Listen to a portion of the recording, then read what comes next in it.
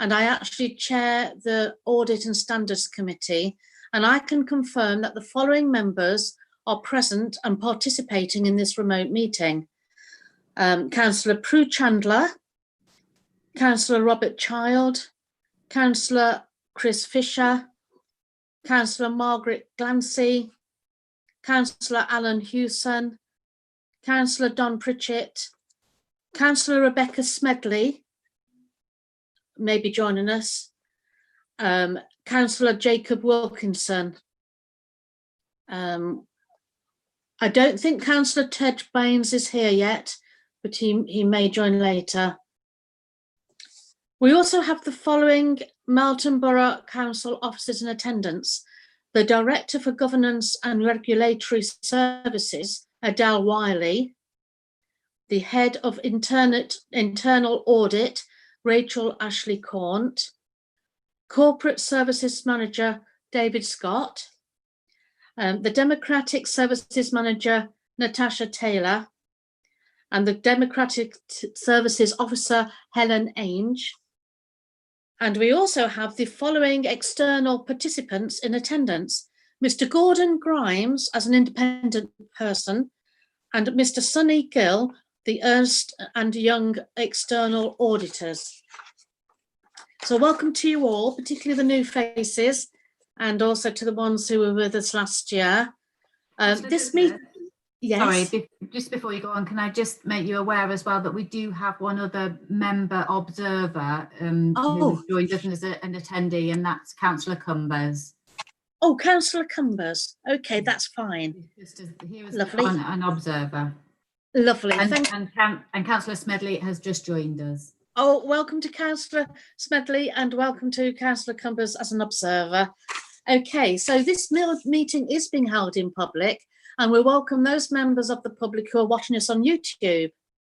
Any member participating by remote link who declares an interest in any item of business in terms which requires them to leave the room must ensure that they cannot be seen or heard during the agenda item. This shall be confirmed by Democratic Services. This member of staff will confirm to the remote member when they may rejoin the meeting as well. Should any aspect of the conference link fail during this meeting, I will call a short adjournment of up to 5 minutes to determine whether the link can quickly be re-established. If the link cannot be re-established, then the meeting shall be adjourned to a later date. In the event of link failure for individual members, the remote member or members will be deemed to have left the meeting at the point of failure of the equipment. And if the link cannot be re-established before the end of the meeting, then the presumption will be that the meeting should continue to deal with the item, providing that the meeting remains quorate. Should the meeting no longer be quorate, then the meeting shall be adjourned and any remaining items of business will be deferred. If the individual member's link is successfully re-established, then the remote member or members will be deemed to have returned at the point of re-establishment. I would ask members to indicate their wish to speak by raising their hand using the raise hand tool on Zoom. I will then invite each member in turn to make their contribution to the debate. Before proceeding to any vote, I will ensure that all members and officers have no further comments by confirming with the technical host of the webinar that no hands are raised. I will ask each member to indicate when asked whether they are voting for, against, or abstaining. This will be recorded by the Democratic Services Officer who will confirm the outcome of the vote. Any member who has been absent for the debate on a particular item due to link failure must abstain from the vote on that item. And finally, I did receive a request for an unmuted meeting so as to ensure a better flow as regards communications. However, the background noise is actually very loud and distracting, so we will have to work muted, although members can unmute themselves at any stage. Thank you. Okay, so moving on to agenda item number 1, apologies for absence.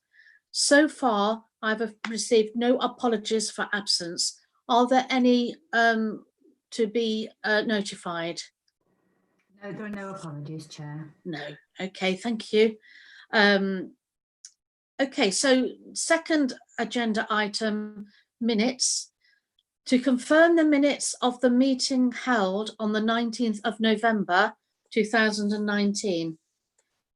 I would like to propose the minutes myself and would request a seconder from the floor. Thank you. Councillor Wilkinson is indicating that he will second. Oh, thank you, Councillor Wilkinson. That's good. So, so we need to go through each member's names in order. So you will need to unmute and to explain whether you want to vote for or against or abstain. Okay. Natasha, do you have the list of members? I have, Councillor Douglas. Would it help if I went through and would you like me to list the names? All they're on the front page of the order page. I could do. Shall I? I'll do it. That's fine. Okay, yes, that's fine. Thank you. Yes. Okay, then. So starting with Tej Baines, I don't think Councillor Tej Baines is available at the moment. He may join us later. That's correct. He's not in attendance. So we'll go straight to Councillor Prue Chandler for her vote for the minutes. Thank you. I wasn't on the committee at the time. Thank you. So what would that be, Natasha? Would that be as an abstention? An abstention, yes. Councillor Robert Child. Yes, agreed. Thank you. Councillor Chris Fisher. I need to abstain. I wasn't on the committee at the time too. Thank you, Chris. Councillor Margaret Glancy. Yes, I'll have to abstain as well because I wasn't on the committee at that time. Thank you, Councillor Glancy. Councillor Alan Hewson.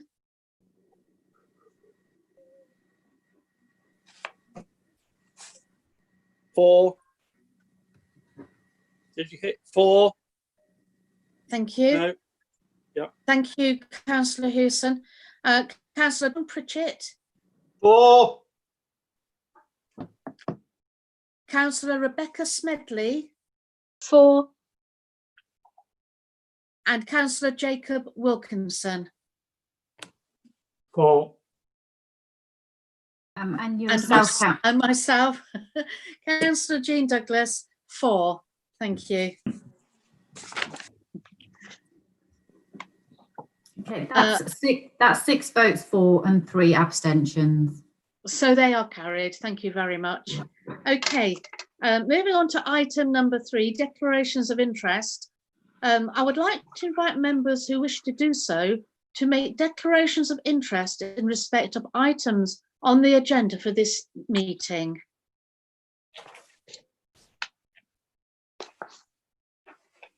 There are no councillors indicating with their hands raised, Councillor Douglas. Thank you, Natasha. Thank you. In that case, we shall move swiftly on to item number 4, the external audit of housing benefit subsidy. And this evening we have David Scott, the Corporate Services Manager, who will be able to provide a brief introduction to this report. Thank you, David. Thank you. Just a brief introduction and overview of this report. We have the annual review of housing benefits undertaken each year, and this year is, I think, it's been a positive improvement on previous years, whereby the actual amount presented for certification for housing benefits of 6.2 million.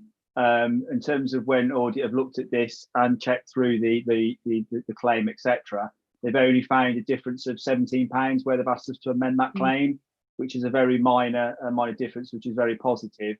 And also in terms of section 5.2 as well, there's a number of audit tests that have been raised with issues in previous years that have been returned with no errors this time round. So again, if they are continuing that moving forward, that will be considered as closed, and that again will reduce the amount of scrutiny that needs to be undertaken by auditors when they're looking at the benefit claims. So I think overall it's been a stepped improvement in previous years in terms of how we've dealt with that. So I think that's sort of the main points I just wanted to draw members' attention to in terms of just noting this report this evening. Thank you. Yes, thank you, David. Okay, well, before I invite a proposer and seconder for this recommendation, of course, we need to open the debate and invite members to use the raise hand function to indicate their wish to speak, if they do so at all.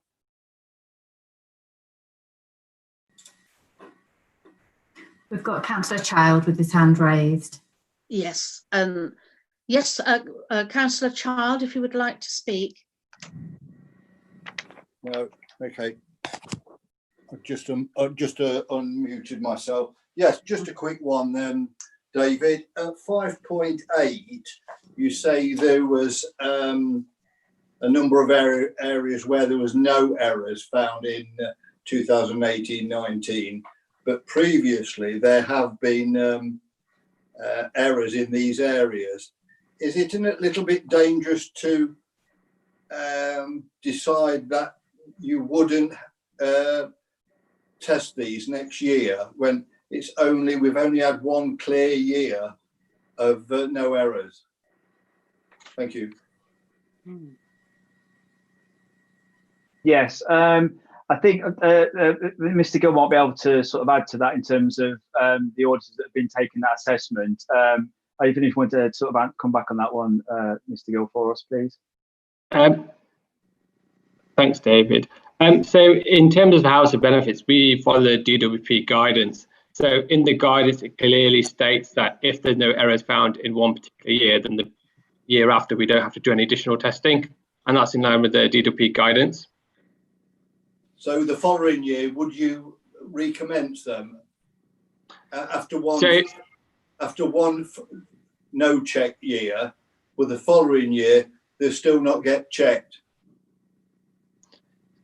So the way housing benefit testing works is we normally have a set amount of testing where we have to, they call it discovery testing, where we would test, for example, 20 cases out of rent rebates or rent allowance cases.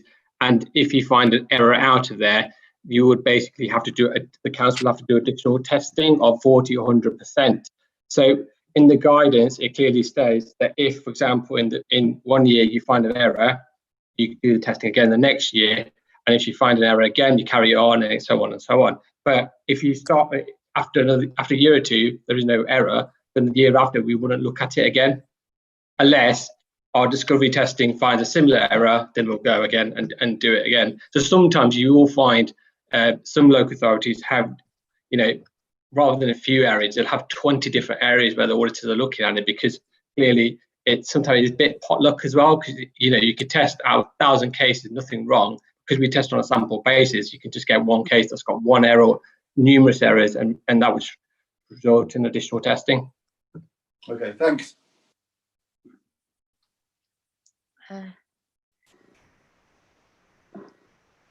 Is any further questions or no? No, there's no further hands raised, Councillor Douglas. No, right, okay, so yeah, I mean, just my own comment here. Interesting reading about the testing of the samples. I found that fascinating. It was good that such testing actually does take place, and I was pleased to see that there was no significant issues here. So yeah, I think we can move to the vote. So I would like to invite a proposer and a seconder. Do we have a proposer? Councillor Wilkinson has his hand raised. Oh. I'm happy to propose that we accept the recommendations. Yes, thank you, Councillor Wilkinson. Do we have a seconder for that?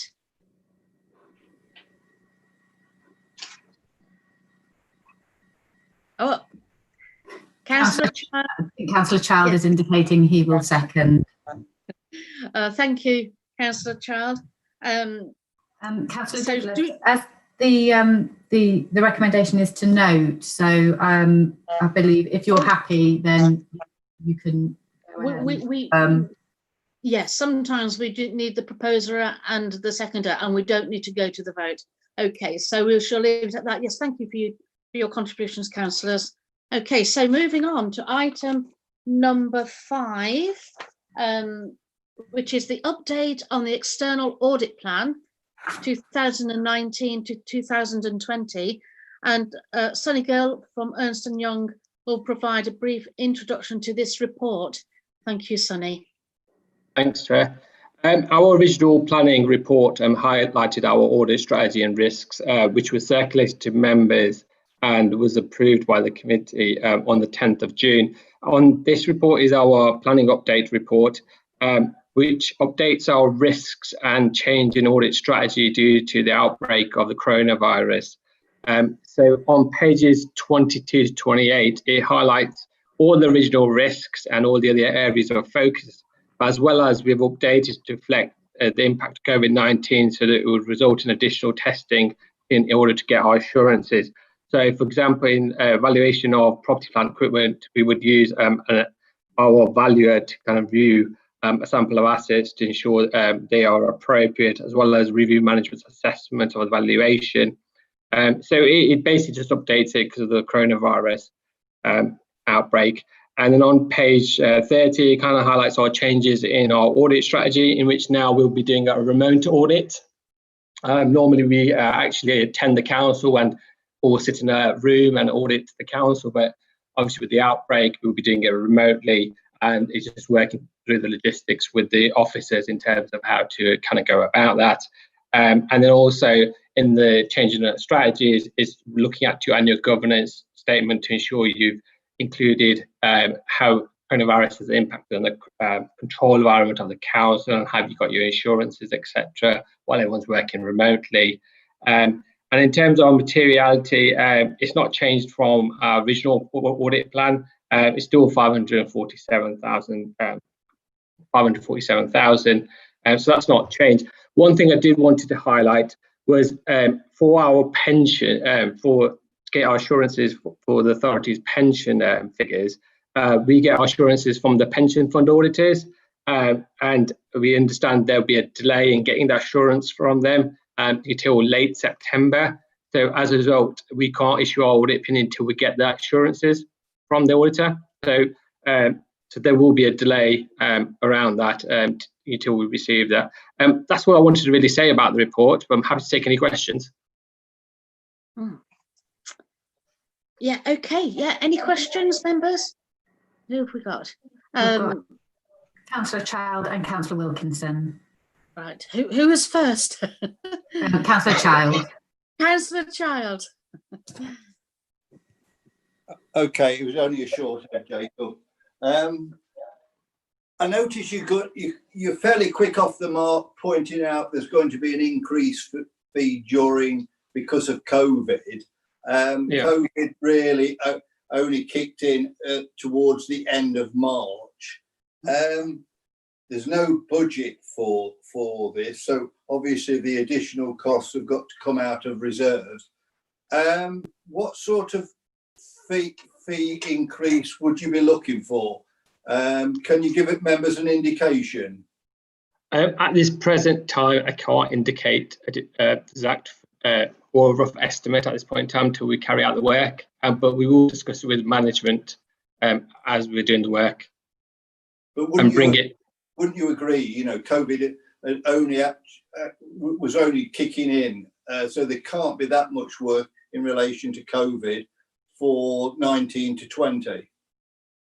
Well, it depends on the view we take. So in terms of, for example, the valuation of assets, as you can imagine, the last couple of days in March or last few weeks would impact the valuation of the assets, and therefore we have to get our EY real estate to have a look at it, as well as we need to consider the going concern of the council, and so we have to do additional work around that. Okay. Thank you. Okay, thank you, Councillor Child. Councillor Wilkinson. Thank you, Jeannie. I just wanted to ask a question with regards to the financial statement impact in relation to the COVID impact. You say here that you consider there is a risk that expenditure relating to COVID could be incorrectly classified to attract additional government funding.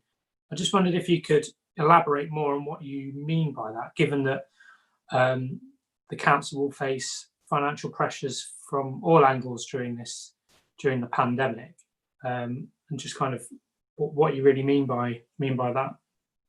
So it's more around looking at, so understand there is cost centres where the authority would charge anything that impacts on the COVID-19 into the specific cost centres, and then the authority would attract income from the government in terms of to cover off the COVID-19 impact. And that's why we wanted to ensure that anything that was in them cost centres actually clearly related to COVID-19 and not something else where you're claiming it for. But I'm happy for David to kind of chip in on this aspect as well.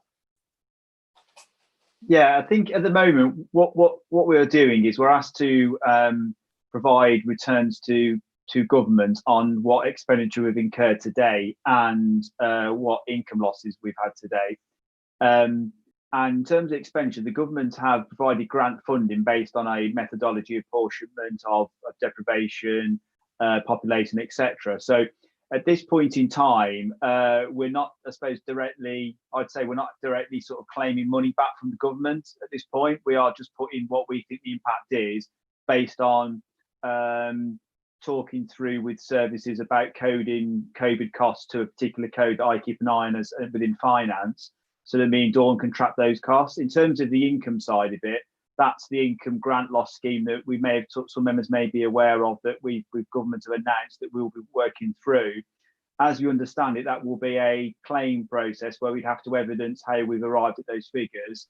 And I think that would be subject to audit at some point in the future, potentially. So we'll be very mindful of ensuring that whatever we're claiming for, if somebody came in to audit us, and it may well be external audit, maybe internal audit, we're not sure, that we'll be able to defend that in a proper way. So we will always maximise what we can in terms of claiming back, but not doing it in any fraudulent manner, because we ultimately need to make sure that we're being transparent about that. So I think I just reassure members, anything that we'll be doing, I believe we would be doing it correctly. Is that all right? So, Councillor Wilkinson, you happy with that? Yes. Any further questions? Is that it? I think that's it, isn't it? Yes, that's correct. Yeah. Okay, so yes, well, thank you, councillors, for your questions and for David's and Sunny's responses there. It's very interesting. So if we could have a proposer and a seconder, please, to move that motion, which would be 2122, to approve the changes to the audit plan for 2019 and 20, and 22 is to note the likely delay in the issue of the audit opinion and therefore the subsequent delay to the approval of the statement of accounts as a result of the timescale for receiving the necessary assurances in respect of the pension fund. Okay, so could we have a proposer? Yes, we've got Robert's hand up, Robert Child and Margaret Glancy. Thank you. Oh, I think we've got yes, we have. We've got Councillor Wilkinson indicated initially, and also Councillor Glancy, but you're quite correct. Councillor Child also has his hand up. Yes, so we'll have the first two there. The ones we raised the hand, shall we? Okay, yes. So I will, if just to get agreement from you, Councillor Douglas, then it will be Councillor Wilkinson to propose and Councillor Child to second. Okay, that's fine. Yes, thank you. Right, okay, so moving on to item number 6. Councillor Douglas, we do need to go to the vote on that one. Oh, that's not a, yes, okay, because that's not a seconder, a proposer and a seconder, and it's an okay. We do need to vote on that. Okay, yes. So members, this will need a vote. So I shall go through you by name. If you could unmute yourselves when asked. Councillor Baines isn't with us, I don't think. So far, he's not appeared. So Councillor Crew Chandler, if we could have your vote for and against 2.1 and 2.2, thank you. For. Councillor Robert Child, For. Councillor Chris Fisher, For. and Councillor Margaret Glancy, For. Councillor Alan Hewson, For. Councillor Don Pritchett, For. Councillor Rebecca Smedley, For. and Councillor Jacob Wilkinson, For. and my own vote, Councillor Jean Douglas, for. Thank you. That's unanimous, Chairman. Yes, that has been carried. Thank you for support with that. That's good to have that sorted. Okay, so item number 6, internal audit annual report. So we have Rachel Ashley Corn as head of internal audit to provide a brief introduction to this report. Thank you, Rachel. Thank you, Chair. So the report that we have for you this evening, as you said, is the annual internal audit report. So under the public sector internal audit standards, I'm required to provide, as your head of internal audit, an opinion on an annual basis over the council's overall governance, risk and control framework. And this should inform your annual governance statement and should be a key source of assurance for this committee. And it's effectively what we work towards all year. So we deliver your audit plan, which we agree with you at the outset. And then that mix of assurances is there to inform my opinion at year end, as well as gathering any other sources of assurance that we're able to during that financial year. So you have a full copy of the annual report provided as the appendix to this evening. So I'll just take you through the key sections of the report and then I'll be happy to take any questions. So the key part of the report is the opinion, which is set out in the shaded box from page 2 running on to page 3. So as you will see, I have given an overall opinion of satisfactory assurance over the governance and risk and control framework for 2019-20. This is consistent with the opinion that I've given in the last couple of years. And just for context, it's also consistent with the opinion I've given to some comparable authorities within my portfolio as well across LGSS. So ultimately, the rest of the report this evening sets out the basis for that opinion and the definitions, etc., around that to give that some context. So in terms of the audits that have been completed, during the year, we've undertaken audits across a number of areas, as the committee will be aware, both financial and non-financial, based on the council's key risks and linked to the risk registers. The overview on the outcomes of those audits is provided for you in table 1 on page 4. And this provides you with an overview of all the opinions, both on the design of the frameworks and the compliance. And compares at the bottom of that table, there's a comparison with last year, which shows a slight increase in the number of limited audit opinions, a slight increase in the proportion of those, and a slight reduction in the number of substantial, the highest opinion overall. So within as the committee will be aware, obviously during the year I provide you with regular progress reports at each meeting, which sets out the outcomes of any of the audits that have been completed since the last meeting. So during the year, the committee has already received the outcomes of a number of these audits. But just for full information, I have provided in table 3 from pages 4, 5 and 6, an overview of all of those opinions, and that's broken down firstly into the design of the control environment. So this is how we've assessed the controls that should be followed, the policies and the controls that are in place, and then an opinion on the compliance with those controls. I've also then given an overall organisational risk impact in relation to each of those. So that gives you a little bit more context as to those areas that have impacted upon my overall opinion at year end. As I've said, a number of these were reported to the committee during the year, but just to provide full transparency to the committee, I have provided as Appendix 1 from page 11 is a summary of the outcomes of all of the audits completed during the year. A number of these have already been to the committee, but all of those that have been finalised since our last meeting are included in there as well. So I'll just mention those briefly, just because I'm conscious those haven't been to the committee before. These include the audit on financial system key controls. This is an audit that we perform on an annual basis, and we look at different key controls each year. So we apply a cyclical approach, and we also apply a risk-based approach as well. So if we've had any concerns about an area previously, then we target the testing further in that area, for example. So this year we looked at a number of areas, including benefit overpayment recovery, which had been flagged as an area of risk. We also looked at some of the key controls in relation to bank reconciliations. And as you'll see, the control environment is given an opinion of substantial assurance, our highest opinion. But unfortunately, due to some issues with the bank reconciliations at the time of conducting the audit, we were only able to give a limited assurance overall at that point. By means of update, I can assure the committee that I've now been informed and provided with evidence that those bank reconciliations are now up to date to the end of March 2020. And the procedures are now in place to try and get these right up to speed and to make sure that this is maintained going forward.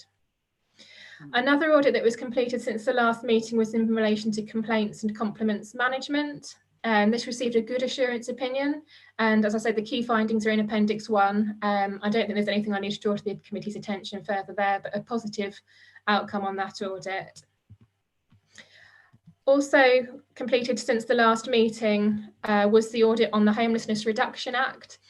Overall, we've given a satisfactory assurance opinion on this audit, and no significant areas of concern overall, but we did identify some control weaknesses around identification checks, which I have flagged. And as a result of that, we have given a moderate risk overall for that one. And finally, we have finalised the audit on contractor health and safety, as this is the only other audit that you haven't already seen as a committee. I'm afraid that this received a limited assurance in relation to the design of the control environment on the basis that there was very limited evidence of clear policies and procedures in place that service managers should apply in monitoring health and safety of contractors. So we're understanding that work is underway on there. Obviously, an action plan is now in place, which we will be monitoring, and we will follow up the implementation of those actions. So that's a quick run through of the audits. The other thing that does obviously inform my opinion is the implementation of actions. So where we identify an area of weakness, it gives me assurance if the actions are taken in a timely manner to address those areas of concern, and that impacts upon my overall year-end opinion as well. So with that in mind, tables 4 on page 7, firstly, sets out an overview of all of the recommendations which were made during 2019-20. And it sets out those which have been implemented and those which are overdue. Some are not yet due for implementation, so we do factor those in as well.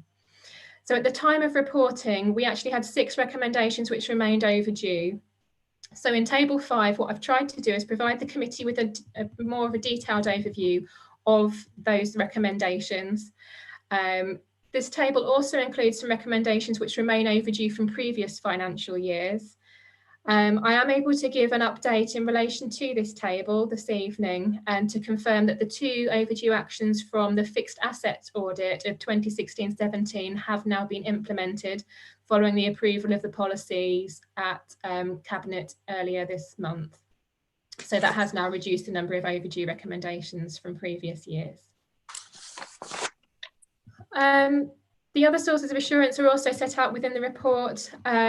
We've also referred to the performance of the Internal Audit Service ourselves during the year and our compliance with our public sector internal audit standards. So this is summarised for you in the report. We have exceeded our targets for the audit year. So we have delivered 100% of the audit plan.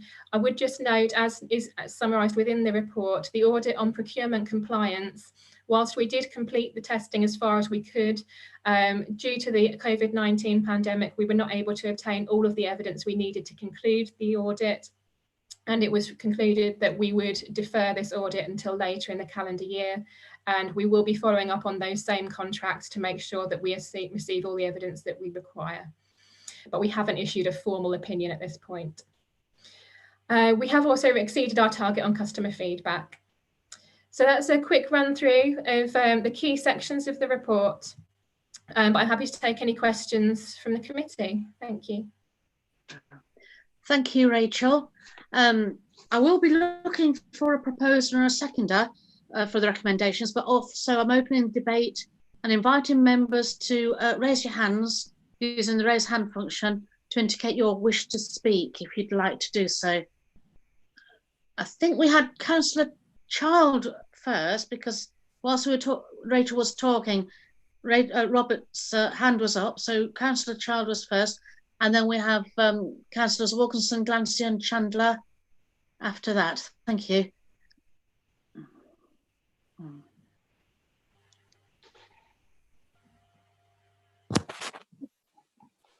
Okay, two or 3 points from the report. Firstly, Rachel, as an accountant, I was horrified to see the bank reconciliations hadn't been done for over a year. Interestingly, you say it's been brought up to date, but what figure went into the 18-19 accounts, and were external audit aware of the problems a year ago?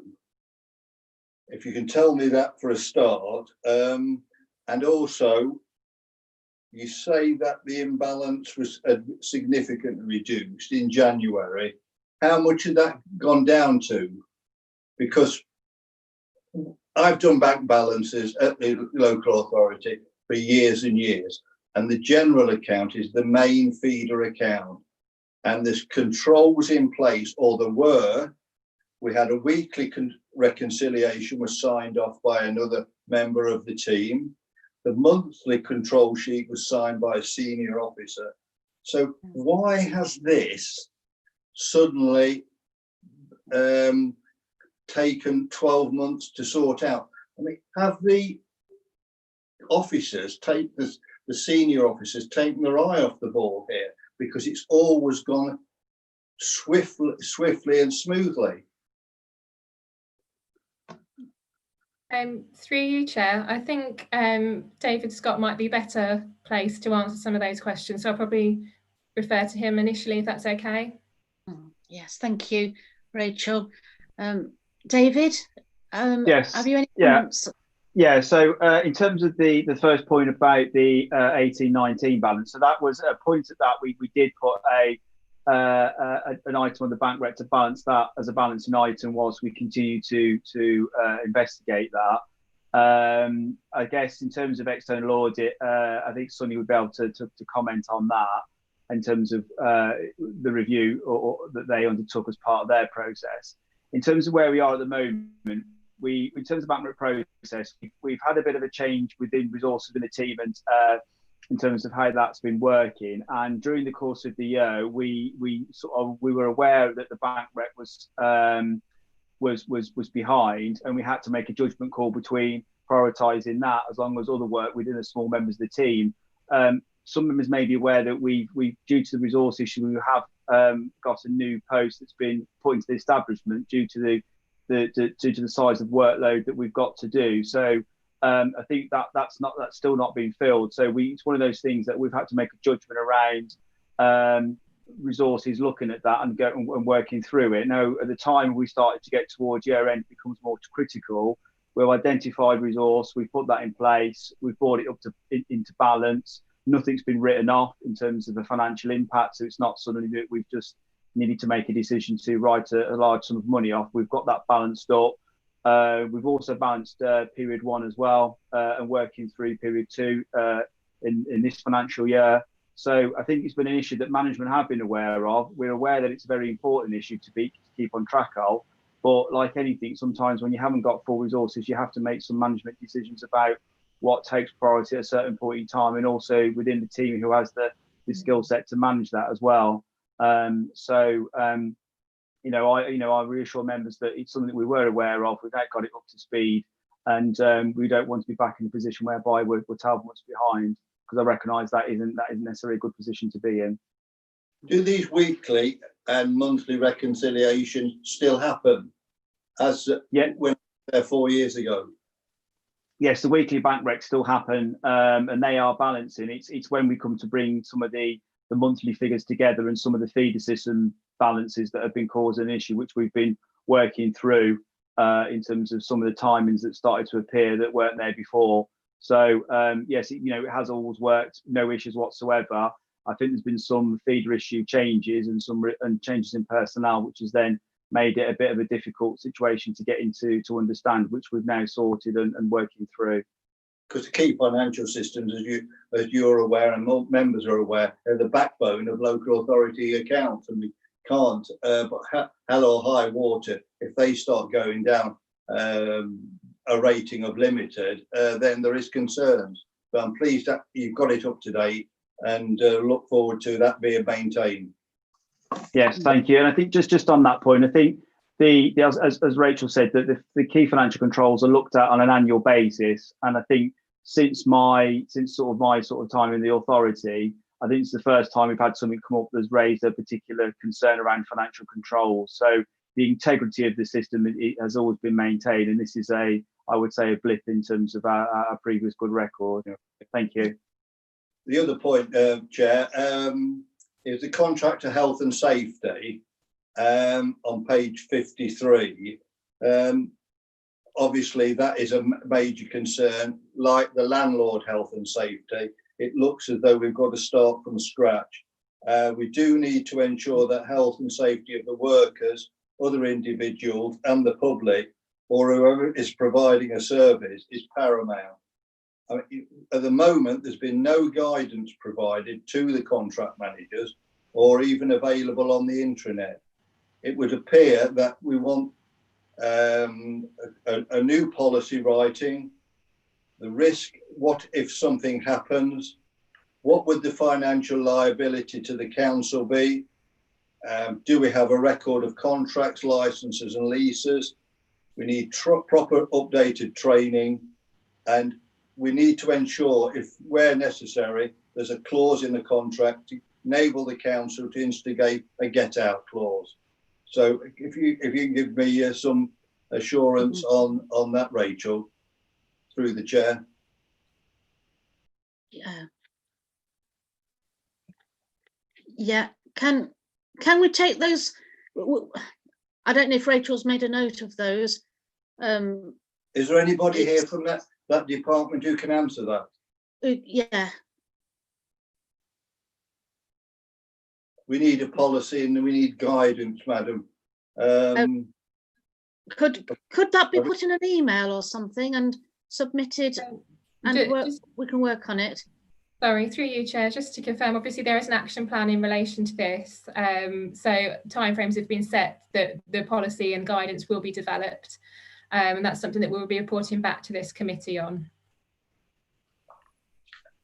Okay, I'll probably just drop you a line, Rachel, and document that so you can include that if you don't mind.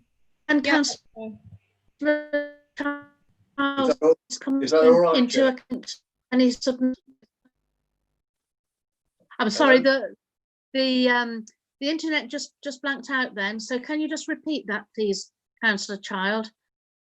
What I was going to suggest, I would put those queries down and email them to the head of internal audit to make sure she incorporates them within her remit.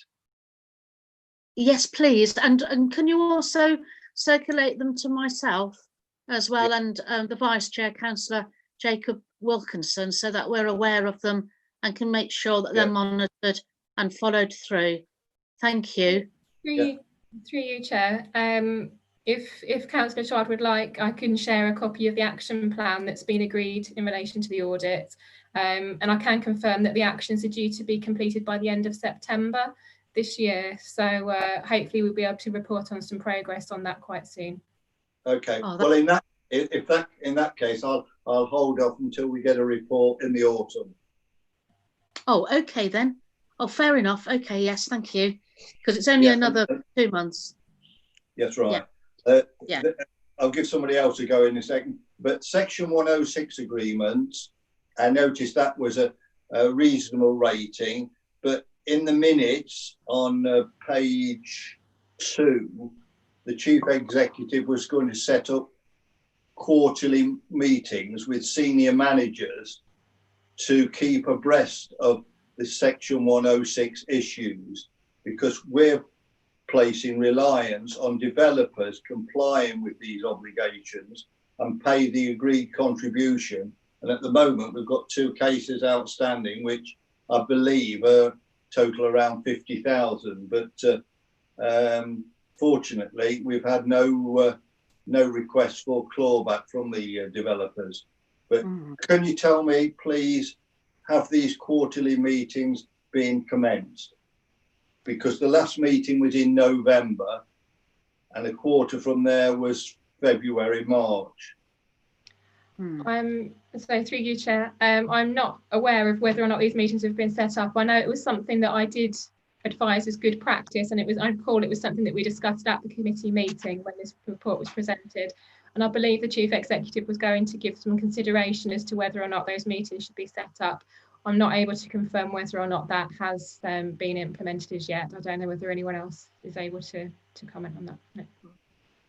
No, what we could do, we've got another chair brief mid-August. I've definitely made a note of all your comments, actually, and particularly that one I can make sure is aired at the staff brief, and we can probably get it either in the next meeting of the audit, or even circulate an email and address it to make sure that it is being actioned. I think it's important that we know as a committee whether the Chief Executive has authorised these to be commenced with the senior managers. So through you, we're kept on in the full picture. Yeah. Does anybody know from the officers? If not, we'll just have to work on it. I mean, we can lose a lot of money from failing to follow these up. We need to be on the ball with this. Chair, I'm not aware that they have taken place, but alternatively, I'm also not sure if they have. So I can definitely check that out for you. Yeah, thanks very much. Yeah, I suppose just in terms of coronavirus, so there was no enforcement during that period. So we're just starting to recover now, and enforcement will follow on that. So we could claw back, but COVID has had an impact on that. Okay, I'll leave it with you, Adele.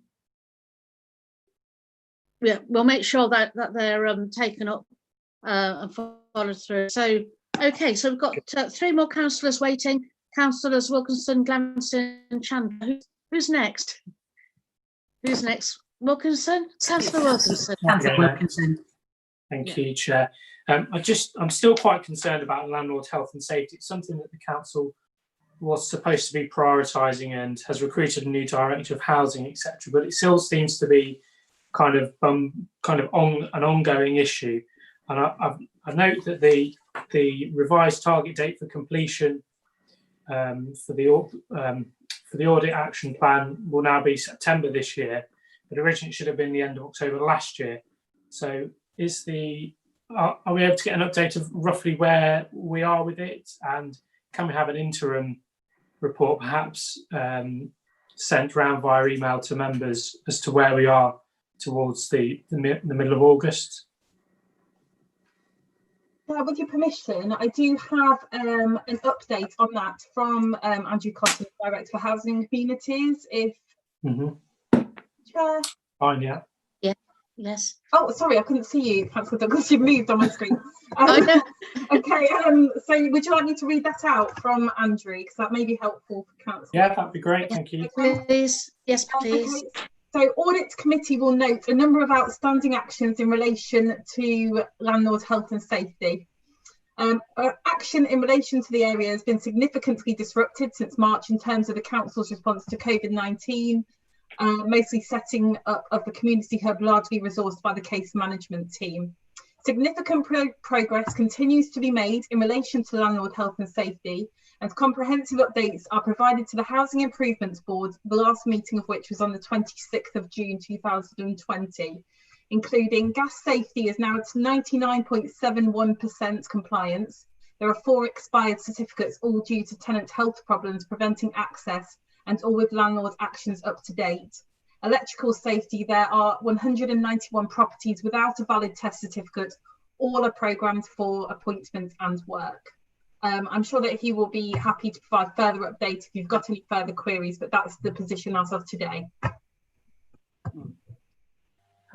Are you happy with that, Councillor Wilkinson?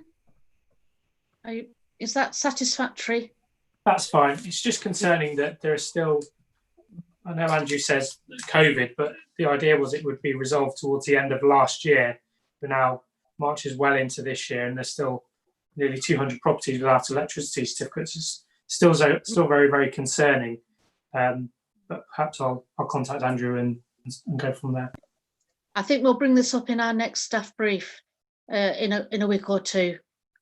Councillor Wilkinson, as you're the vice chair, make sure that that's followed through. And thank you. Okay, so Councillor Glancy, would you like to? Hello. Thank you very much, Chair. Yes, I think looking at this report, I mean, I haven't been on this committee for a little while, but it just shows the importance that audit plays within the council. And personally, I'm horrified, like Councillor Charles, that there was no reconciliation of the bank since December 2018. I mean, I spent years in local government doing finances, and I can't believe that this wasn't completed. It's something that should never have happened. But there again, it's been pointed out, and we are correcting it. I've got sort of problems with Section 106 money because I'm chair of planning, and we sort of fight basically to get Section 106 money. And the Section 106 money plays an important part in mitigating any developments within the borough. And if we're not chasing up these payments, it means the role that planning plays is just sort of swept to one side. I think it is rather silly that we're not chasing this money because it is so important. But I do understand the restrictions that sort of lack of officers places on planning and planning regulatory services. But I think perhaps it does need attention to make sure it works effectively and efficiently. Otherwise, there's no point in asking for Section 106. And it would make that every planning application that needs 106 to make it viable probably wouldn't be granted. So that just shows how important it is. And I do think that our new director, Andrew Cotton, has got a lot of work to do, basically, to get the housing area and sort of people area up to standard, which is acceptable for our borough. Let's see. I'm going to ask one question here. I've noticed on the report that on page 63 that there was an amount 1920 budget net costs have increased to 42k, but the HRA cap had been achieved after 29k of recharges to the general fund.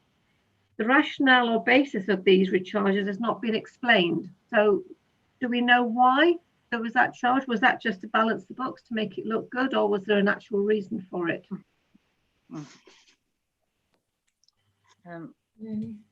Rachel, have you any comment on the recharging? I haven't got the detail on that, Chair, but I'm happy to look into it and circulate a response after the meeting, if that's okay. Yeah, the thing I is, would circulate it. Yeah, going on from that, I mean, the sort of general funding is in a dire sort of situation. So we do need to know exactly what's being vied over from one to the other, and it is very, very important because money is so tight. So we need to be quite careful on what we're doing. And that's about it. So well done, guys, for a good report, and thank you very much, Rachel, and well done to all the officers who've been involved in it. So thank you. Thank you, Councillor Gancy. Okay, so Councillor Chandler, would you like to take to the floor? It's repetition, really. It's what Councillor Clancy's just said. I was absolutely appalled when I read about the bank reconciliation. I keep the books for a family business, and our software doesn't allow me to put the monthly VAT return in without doing a bank reconciliation. And the bank reconciliation means so much to a business because it goes right through the accounts. At the end of the year, every month is shown. So I'm absolutely aghast that a big organisation, I know we're not, MBC is not a business, we're always being told that, but that there should have been stricter controls over the bank reconciliation, I'm sure. And the other thing I wish to talk about is 106s. I think it's 6 years since I chaired planning, and I did it for 6 years. And the times we had problems because people didn't get 106s, the council hadn't got proper records of 106s, and it's chaos. And even in our own ward, I'm looking at Councillor Pritchett now, we've got a hiccup with one on an estate that's currently being built. The developers said they didn't know anything about a 106 agreement. Well, I think they should have signed up to it. But I mean, we do need something that's set in stone and something that's probably everybody understands. But currently, we don't seem to have anything. And it's big money, some of this stuff. The only people who seem to claim it are LCC Education Department. They always get their noses in the trough, but nobody else ever seems to get any. And it's quite concerning because they are big sums. And I would like to see us set up a small committee or something to put something in place where we know it will go ahead. And we've got a structure, because we don't appear to have a structure currently. Thank you. Yeah, thank you, Councillors Lancy and Chandler, particularly for your comments on the sections 106. I actually agree, and I think we've got to keep our eye on the ball there, and I think we'll be monitoring that. So thank you, Councillor Don Pritchett.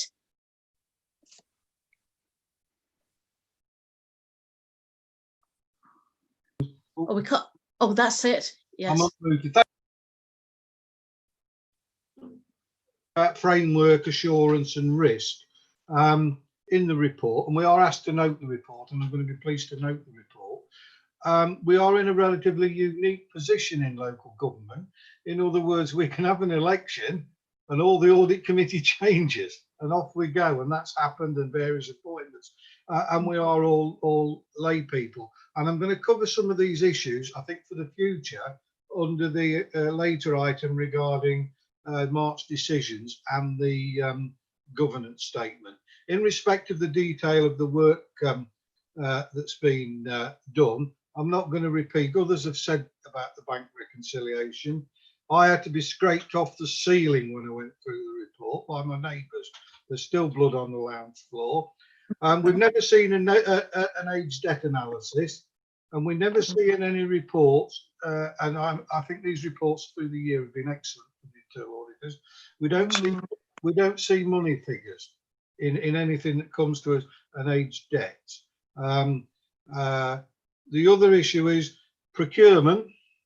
When you look at page 49, the work that's partially completed, and some information was outstanding, and then you're looking at the health and safety aspect of contract. Well, that fits in with the general management of the cost services being provided, and I think it mentions people were not aware of a contract guide. We also have got items later on under the governance statement from last year relating to actions that were going to be done on procurement. We then had the local government minister announced in June concerns with fraud in procurement this year, and then last week we had a set of procedures that came, I think, wrongly to full council rather than through here, that has gone live, but I think the agreement has been to keep them under review because I have a long list of things that they don't cover. The next one, complaints, page 50.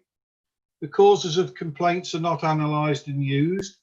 I think that, you know, any organisation that doesn't use complaints, I think it says a lot for that. You know, you look and analyse them and let's stop them happening again is very important.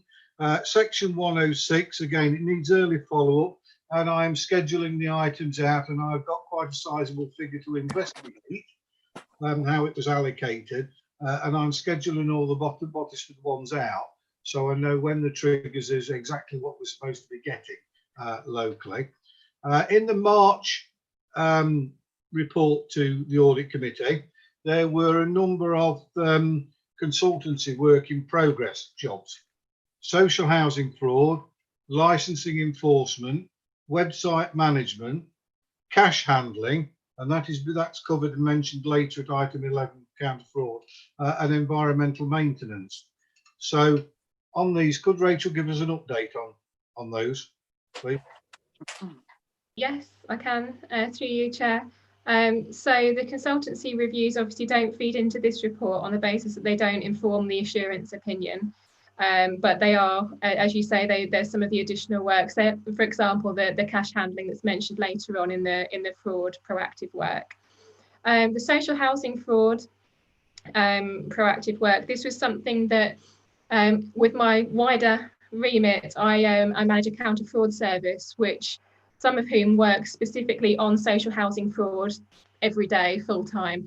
For a number of authorities, and because of that, I suggested that it'd be useful for them to come over and work with some of the council officers at Melton, just to almost gen them up a little bit on some of the risks of social housing fraud. I can help you a little bit here, Rachel.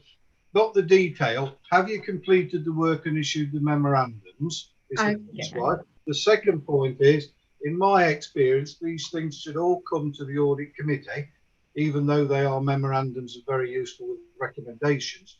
The extent that you take assurance from them will be within the report. So the point is, we're paying for these pieces of work. You're being asked because management think you can add value. You've issued it, and I want to know what are the issues. Not to bash management over the head, to congratulate them for asking for the work, and it needs to come through us for accountability. Now, I've never seen audit work not come through the audit committee. So I would like to ask Chair and Rachel if you could agree to put them through us for this financial year. And then the question is, where are we the final memorandums on these items? Yeah, issue, work in progress for issue. I think that there's probably 2 points there. You refer to memorandums. Most of them probably will result in a memorandum of some type with some recommendations. But depending on the nature of the work, they won't necessarily result in a memorandum. So, for example, the social housing work that I mentioned there, that was very much around somebody coming and sitting in the office for that period of time and training up the officers. So there wasn't a memo at the end of that, but it was a value-added exercise to try and train up the Melton officers. So I won't be able to report on that as to any... Yeah, but you can put 2 lines in your periodic reports that you've done that, haven't you? That's what I'm saying. Yeah, that's fine. So yes, I can go. So in terms of that the social housing fraud, we did have somebody come over and work with the team. Unfortunately, they were working on that during the time that the COVID pandemic hit. So we weren't able to spend all the days we wanted, but I've agreed with management that we're going to pick that up again later this year. Particularly now that we've got a new director of housing in post, who I've actually worked with at Corby Borough Council as well. And I did a similar piece of work with him. So we're hoping to pick that up again later this year. In relation to the licensing enforcement, we were requested by management to actually defer the substantial part of that work into the new financial year because of the work that was already underway in that area, which meant that it wasn't of value at that time. So I'm sure Adele can feed back on that if you wanted any more detail around the work in that area. The website, that's something that we have, the memo has been produced for that. There's nothing significant I'll be able to report to the committee, but I can confirm that the work was completed. And enforcement action, I think, was the other one, which was running alongside the licensing work. So again, that was requested that be deferred. So we've carried the budget over for that. So that will be reported. Unfortunately, a number of these were all scheduled to take part in March because we wanted to prioritise the assurance work. So, but they will be reported back, and I can confirm to the committee once they're completed. And you'll put it in your progress report through this year, the status. Thank you. Yeah. Thank you very much for that, Rachel. Thank you. Yeah. Thank you, Chair. Yeah, thank you, Councillor Pritchett and Rachel, for your comments. Very helpful information. We do have myself and Vice Chair Jacob Wilkinson another staff brief, chair brief in the middle of August. So if Councillor Pritchett or indeed any of the other members of the audit committee have any questions that they want to air, send them by email to myself and Jacob, and we can take them to the staff brief, and we can decide how we want to deal with them, because it's really important that we keep on top of well, everything that you've mentioned today. It's all very interesting, and I'm making notes myself as we're going along. So thank you for your contributions. Who else have we got who wants to speak? Anybody else who wants to talk? Let's have a look. Councillor Child, your hand's still raised. Would you like to speak further? Yep. Thanks very much. Yes, I just wanted to say on the intensive housing management, I feel that the council cannot deliver a proper and efficient service to the residents with no service plan, no operational procedures or performance management monitoring of the staff. And the only other question was similar to what Margaret was saying. Do you know, David, why there is a recharge to that general fund? It's more of a finance question, but I was concerned that there doesn't seem to be any rationale for the council general fund to be propping that up. I think, like, right, I think I'd have to go away and look at that detail. I'm not sure off the top of my head, Councillor Child, on that one, but I can look into that with Rachel about what rationale or lack of has been looked at on that one. Okay, thanks. Yeah. Yeah. Can I ask a quick question on this one, Chair? Yeah. Yes, Councillor Pritchett. Yeah, is this one of the reports that's previously been to us? Yeah. No. Yes. Is it? Oh, it has. It has. Well, I didn't ask this question because I presume we asked it at the time, and this is one of the things you can get with annual reports, that you've got a schedule of things that you've already asked questions and got answers for at the time. But as I say, it's a very good question to ask, and particularly from Margaret, who's a new member tonight.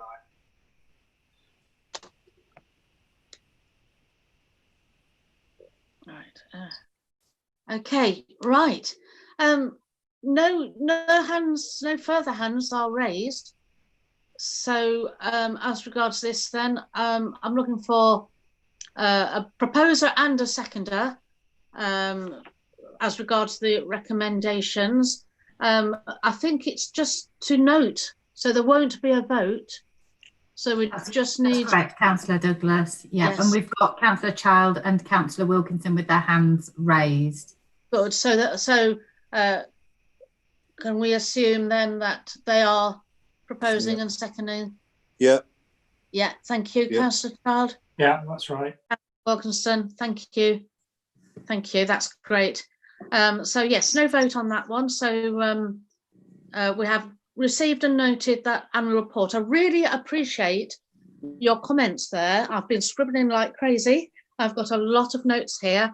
If you do want to get anything to myself and Jacob in the form of an email for our chair brief in the middle of August, we can make sure that things are followed up, looked at more thoroughly. But I mean, we have taken a lot of notes, but if any of you want to kind of clarify things, we will be able to do so more effectively if you have an email with more information, more detail, so that we can drill down a little bit more and get to the bottom of things. But anyway, so look out for further actions and discussions there. The reason the other day in the full council that I pulled in the new procurement policy was because I was aware that there was some unfinished business there from the past, because I acted a little out of turn. I think it was recommended to go through, but I was aware that there was some flakiness there. So I'm glad I called it in, and the audit committee will do its job to protect the public's purse, as it were, and to be an effective committee. But anyway, moving on to item 7, confirmation of decisions scheduled for March 2020 meeting. So as you know, we had to cancel the last meeting at the end of March when the lockdown happened, but we have Adele who's going to introduce, provide a brief introduction to this report. Thank you, Adele, as monitoring officer. Thank you, Chair, and good evening, members. So, as the Chair said, the report sets out the actions taken in respect of decisions scheduled for the cancelled meeting on the 24th of March, where it was cancelled due to coronavirus, and it also seeks approval of the Internal Audit Charter. So on the 17th of March, I requested members to consider the reports which had already been published and provide any questions or feedback through the Chair, and those decisions were then taken under delegated authority. So those decisions are the External Audit Plan, the Internal Audit Progress Report and the Ethical Standards Policies. In terms of the internal audit and charter strategy, which the head of internal audits may wish to comment upon, but the public sector internal audit standards define the internal audit charter as a formal document that defines the internal audit activities, purpose, authority and responsibility. There's been no amendments to the charter and strategy for 2020-21. So members, it really is just to note those decisions that were taken due to the cancelled meetings, and then also to approve that charter as well. Thank you. Right. Thank you. Okay. So I will be looking for a proposer and a seconder in due course, but of course, firstly, you might like to pass comment, ask questions. Who has raised their hand? Councillor Pritchett. Thank you. If you would like to speak. Yes, in respect of the internal audit plan, we're not at March now, and it's a very difficult year. So a degree of flexibility is required. But it's a significant issue where I think we need to step up. Where I mean step up, I don't mean we've got to step up first as an audit committee, looking at understanding about what the role of the audit committee is and the role of internal audit. And just to summarise, the role of internal audit seems to be it's weighted considerably as a tool for management rather than assurance of key risks. And I'll give you some of the normal processes that an organisation has: corporate objectives, risks and plans, and they should be managed. And the internal auditors then give us assurance of are we on target with that. And I'll give you some of the examples. And it was difficult in the internal audit plan because the corporate strategy was updated in February, meeting in February.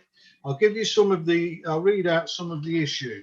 We've got both the 2 new roads, this regeneration, cattle markets, bid to LAEP, the housing improvement plan with this board, campaigning for a new surgery, sweating the assets for income, financial risk, continuous improvement.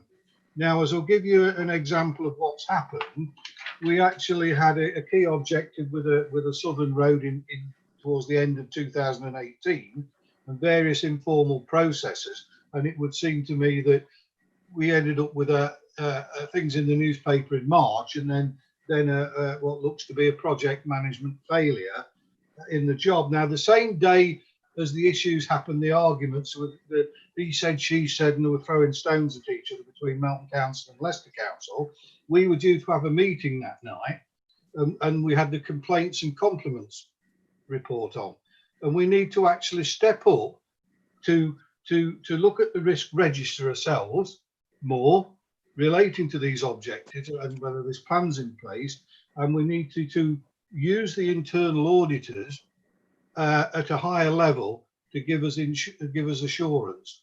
There's no point in doing the wrong things well. And as I say, I'm making the point that we need to step up. The governing documents that have come are there, the Public Sector Internal Audit Standards.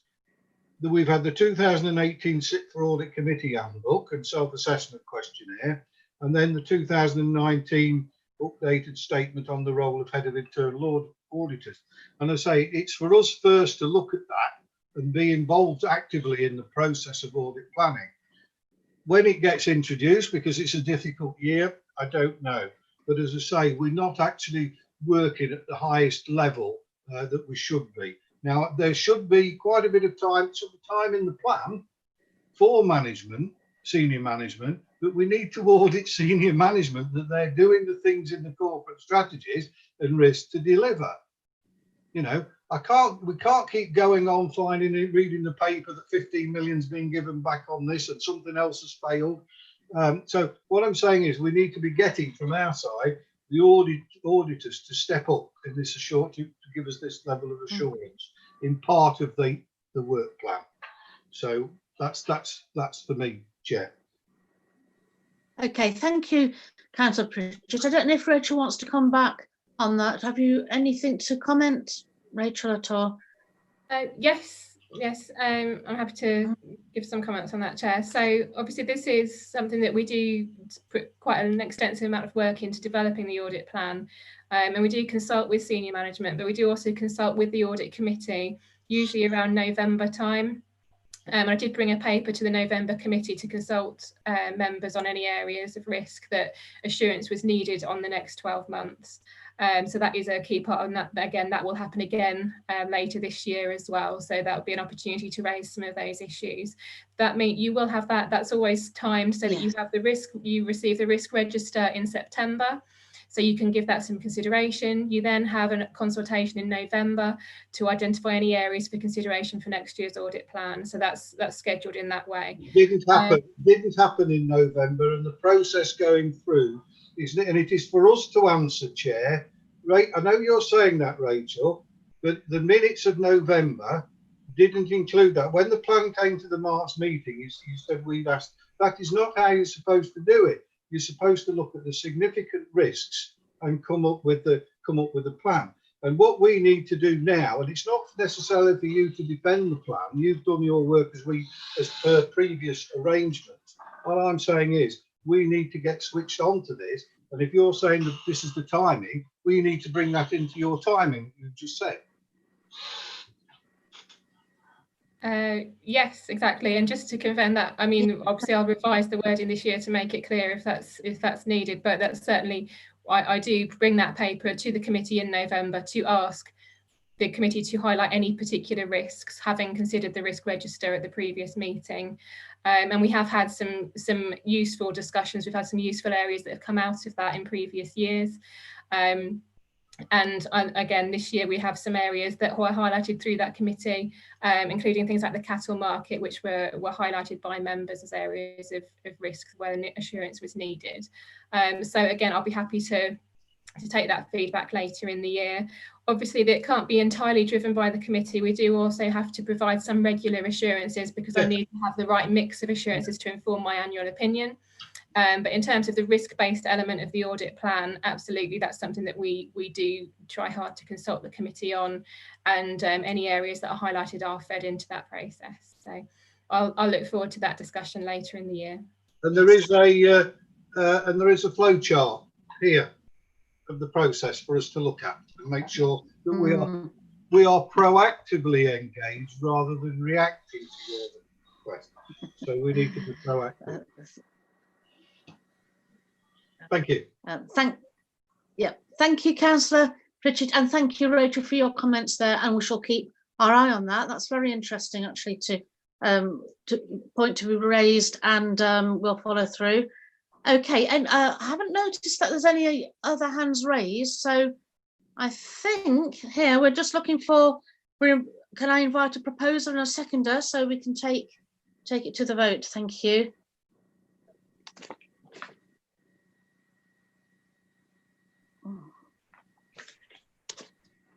We've got Councillor Child and Councillor Wilkinson indicating. Oh, lovely. Yes, thank you, councillors. Yes. Councillor Child as the proposer and Councillor Wilkinson as the seconder. Is that okay, Councillor Douglas? Yes, I think so. Yes, thank you. Thank you, councillors, as well. Okay, so we'll take it to the vote, whether you're for, against or abstaining from the recommendation, which is, and I'll read them out again because it's been a few minutes now. So it's the confirmation of decisions scheduled for March 2020 meeting, which was unfortunately cancelled due to the lockdown. So recommendations are 2.1 to note the actions taken in respect of decisions scheduled for the cancelled 24th of March 2020 meeting, and 2.2 to approve the internal audit charter. So taking in turn, Councillor Baines, I don't think he's here yet. No, that's correct. No, he's still not in attendance. Not in attendance. So straight to Councillor Prue-Chandler.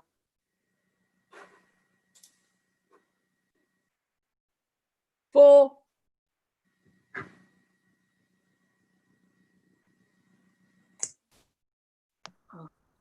Okay. I heard you. I don't know if the others did. Yeah. My internet just cut out a little there. Sorry. Councillor Robert Child. For. Councillor Chris Fisher. Should I abstain on this because I wasn't part of the committee at the time? That's fine, Councillor Fisher. Well, we're voting to approve the audit Councillor charter, which I would say Councillor Fisher's been able to. So I can't vote prior to the meeting. Yes, Councillor Fisher, you can vote on this because we are just approving this. So it's only to note the other item, and we are now approving the charter. So you'll be fine to vote if you want to. Yeah. Okay. I'll vote for, please. Okay. Thank you, Councillor Fisher. Councillor Glancy. For. Councillor Hewson. For. Thank you. Councillor Pritchett. For. Thank you. Councillor Smedley. For. Thank you. Councillor Wilkinson. For. And myself, because Councillor Jean Douglas, for. That's unanimous, Chairman. Lovely. Thank you. That will be carried then. Thank you, councillors. Okay, so now moving on to item number 8, it's the draft annual governance statement. And we have Adele Wiley as monitoring officer to provide a brief introduction to the report. Thank you, Adele. Thank you, Chair. I'll try to keep it brief, but it is quite a substantial document, so I may go through it and pick out the key points, if that's okay. So this report asks the committee to note the contents of the draft annual governance statement for 2019-20, and that's a key component of the council's governance arrangements. So what's different this year, and I feel like we talk about coronavirus and the impact it's had a lot on our committees, but what's really different this year is that we would usually present this as part of the statement of accounts. However, obviously we've heard that those are going to be delayed this year. However, we still thought it was really useful for members to understand the annual governance statement and see the draft, particularly with Rachel's internal audit report, and that they come at the same time. So that's why you're having it now without the financials. So we have to undertake an annual governance statement at least once a year to look at our internal systems of control, and then we have to publish our annual governance statement. So in order to put together the annual governance statement, we go through a robust in-year and year-end review process, and that takes time, and it takes quite a few months to get to that period. So when we're preparing the annual governance statement, if you look at 5.4 of your report, you'll see that we look at a lot of documents to get to that point, including internal audit reports, ombudsman reports, risk registers, and other sorts of assurance, especially from senior managers. So it is a large piece of work that leads us to get to this point. So at the end of the annual governance statement, and I'll go through it in a minute, it sets out areas for improvement, and addressing those areas will definitely be a priority for a number of officers during the coming months, and we will be monitoring those through performance monitoring arrangements, including reporting to this committee. So going through the AGS, at page 91, you will see the key elements of the governance framework. So that's what makes up the governance framework. On page 95, I've set out how we comply with the SIP for Solace framework, which is the required way that we judge whether we have good governance. And then moving on to page 100, slightly different once again, is we're looking at the impact of COVID-19 on governance for the period March and April, and next year I imagine a much more substantial section on that, but for this year COVID affected just the month of March, which was in the last financial year, so it would have been remiss not to have included it within this annual governance statement. So as you'll see, the key highlights are what governance structures we put in during that period of time, and that was an incredibly busy period of time whilst we were getting used to what the new normal was. So strategic meetings, operational meetings happened regularly and almost daily. And also we attended Leicestershire and Rutland Resilience Forum meetings. The internal audit plan was affected by the pandemic, and that's why some of Rachel's, for example, procurement wasn't quite finalised. So that did have an impact on our governance. And members will also note that an additional recommendation is included at page 112 at the end of the document. And as part of that, what I've recommended is that we do include a lessons learnt review, which will be taking place in 2020. And that just means that we can have a look back at this period of time and understand if there is any lessons learnt, whether they be positive or negative with results of COVID-19 and our governance framework. So moving on to review of effectiveness during 2019 and 20 on page 102 of the agenda pack.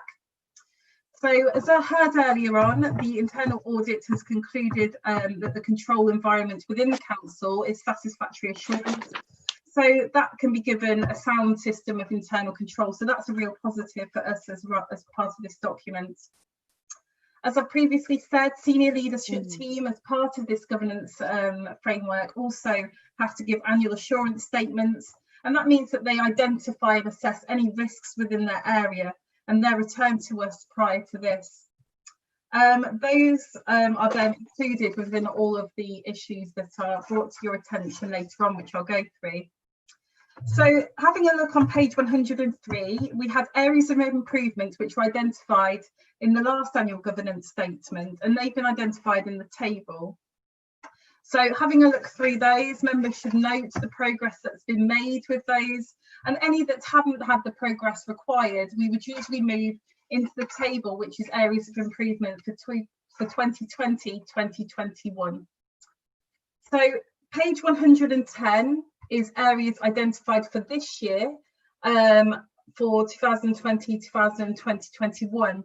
And I think it's really striking when you look at it, how much housing stuff there is in there. And I think that really reflects our real focus on housing in the year coming up and the risks that we've identified throughout the year. Those risks were clearly identified throughout the year, particularly culminating in the housing improvement plan and the restructure, which saw the introduction of a new director who had real specialist expertise in that area.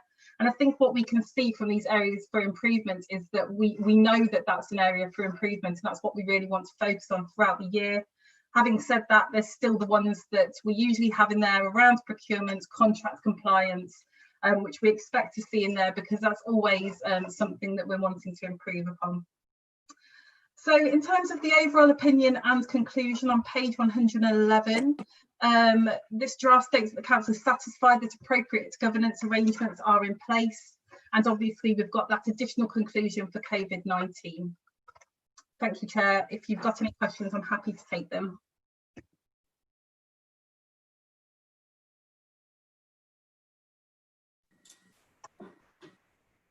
Okay, can you hear me? Because the internet at my end is freezing. I shall just wait a few moments for it to re-establish itself. Let's see if we've got any hands raised. We've got Councillor Pritchett with his hands raised. Would you like to take the floor, Councillor? Can I thank Adele for the document, the presentation, and your presentation tonight, Adele? Thank you very much. There's one, page 83. You refer to the SIPFA statement on the role of the Head of Internal Audit 2010. This was replaced in April 2019 with a renewed SIPFA statement, and we've not yet been self-assessed compliance with that at the Audit Committee. However, I'm not sure this statement's required in the governance statement because internal audit's covered adequately in another paragraph. So whilst it is inaccurate, I'm not sure it's pretty much redundant. So on that one, some of the areas for improvement 2019-20, page 103, have not been completed. The Audit Committee should be seeing schedules periodically through the year on progress with these rather than wait till now and some's carried forward. And they're very good to inform the risk register to reconcile with the risk register. In respect to some of the detail, page 110, the first point, continue to ensure compliance. I'm not used to seeing continue. If you're doing something already, I'm not used to seeing continue doing what we're doing in a governance statement action if we're already doing it. And I understand why housing is split up because of the left-hand column. But I would like something to be put in about, I can email you, developing the management process of risk awareness assessment management in relation to the structure operating from May 2019, and linked to this, developing the role of the internal audit committee, understanding of risk and risk-based planning. But otherwise fine by me. Very good, thank you. Thank you.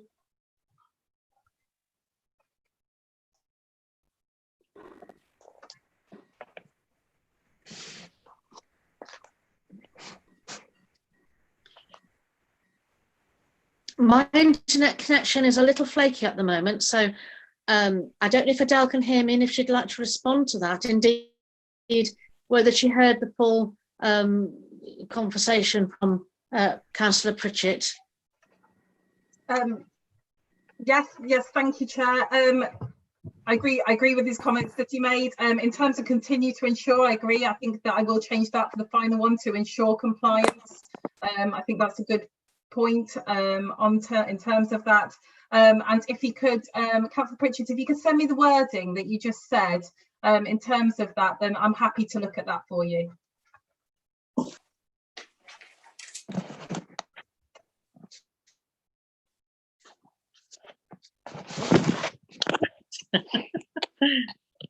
I think Councillor Pritchett has frozen, and I'm too having a few techno issues at the moment, so I'm just moving my computer around a little bit to see if I can just re-establish a better link. Yes, I will email them to Adele, Jeannie as chair, and Jacob as vice chair.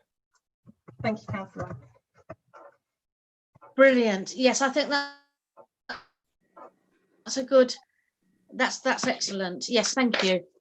Right. Any further? Councillor Child, would you like to take to the floor? Yeah, sure. Can I just ask you, Adele?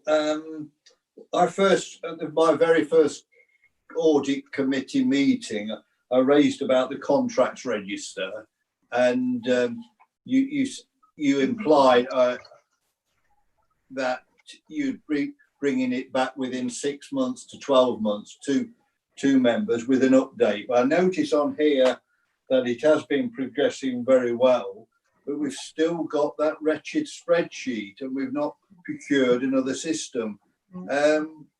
It was brought up briefly by the mayor of the situation on the contracts register. When are we likely to get this wrapped up? Councillor, it may be best if David Scott answers that, because he does. Yeah. I think he may have more of an update on it than me. He was going to do the work with Kieran. Yeah, he was. Yeah. So I'll pass over to David if that's okay. Yeah, thanks. Yeah, that's fine. Thank you. Yeah. So with legal and also our procurement team, we are in the process of migrating the current contract register onto our procurement portal that we use for e-tendering, that will be able to then also have a contract register module attached to that.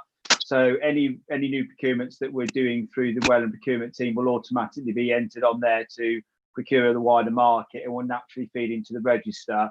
The register has been brought up to date. There are still a few gaps that we're just working through with service managers to fill, and that will then be going on in the next few months. Hopefully that will be going on to that electronic register, and then we'll be able to monitor it through that, and also then use that to update our transparency requirements as well. And we're also building in a process about how finance, legal and procurement work closely together to support service areas in ensuring they are updating and maintaining the register, in terms of if we're involved in any of those procurements, that we will be then helping to compile that as well with them, try and make sure we then maintain that good work. Can we say it'll be done by Christmas? This Christmas?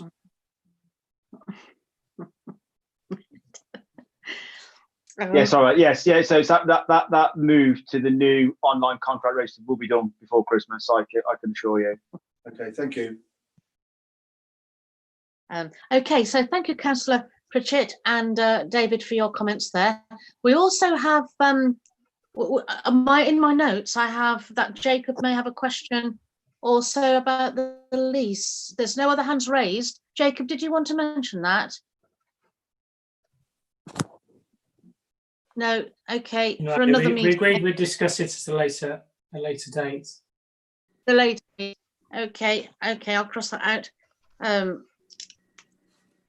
Okay. So where are we now? We need. We don't have to actually vote on this. We just note it, but I do need somebody to propose and second it, please.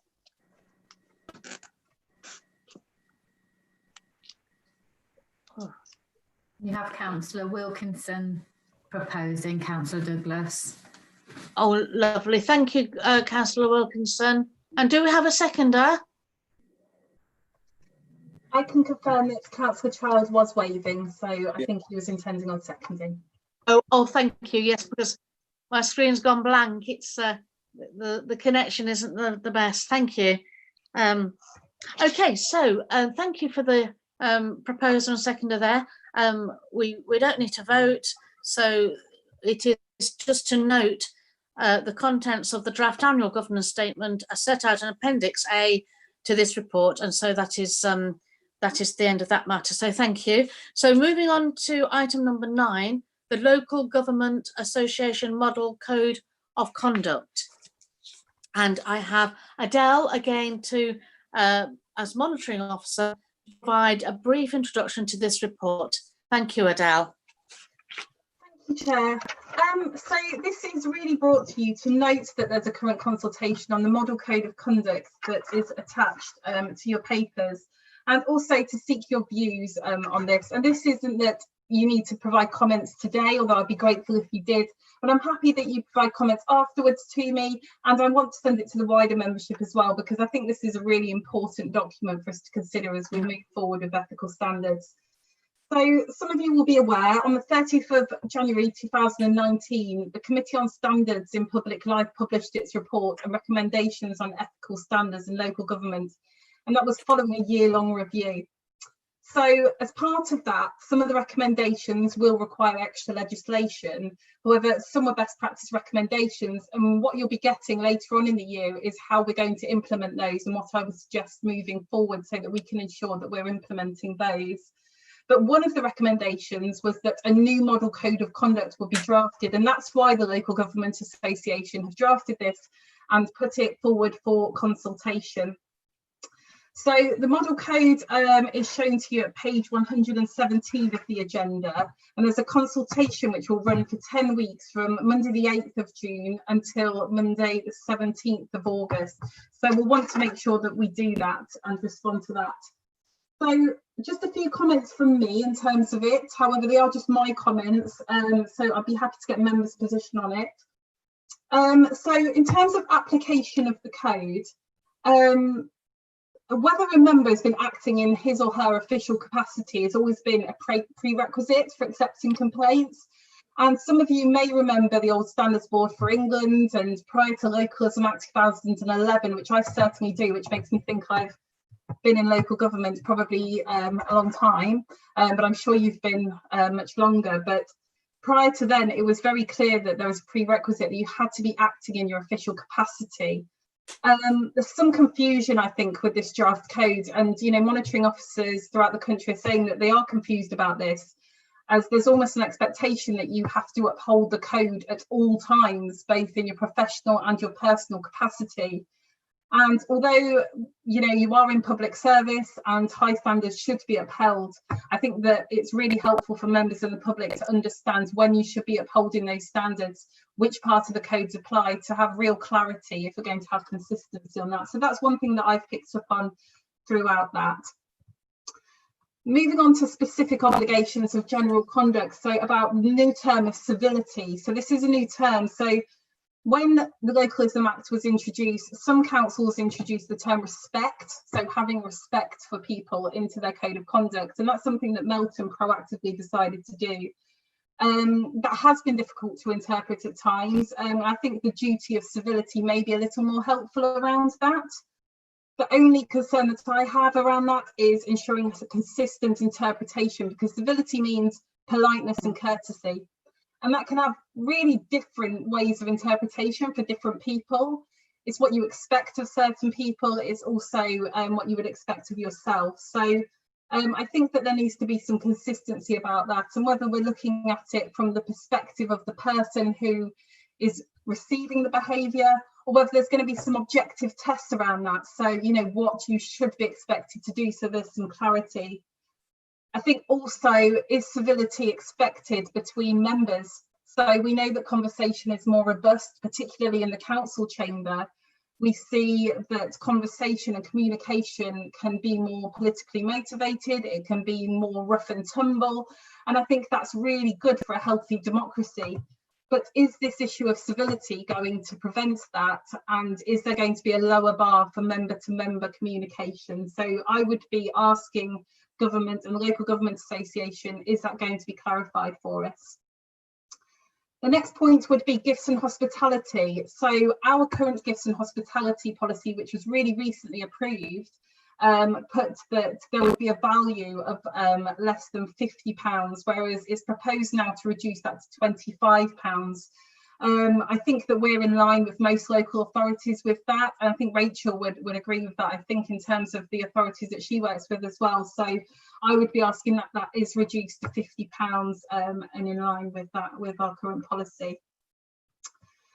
So just moving on to the possible sanctions, and if you've read the Committee for Standards in Public Life recommendations, they talk about sanctions, and I know that once we introduced the Localism Act, we got rid of suspension of members, and that's been a big talking point throughout the years, and they actually recommend that we introduce that sanction again, and there's no comment on that throughout this code of conduct, so I'm assuming that that's not going forward, but that's still to be debated.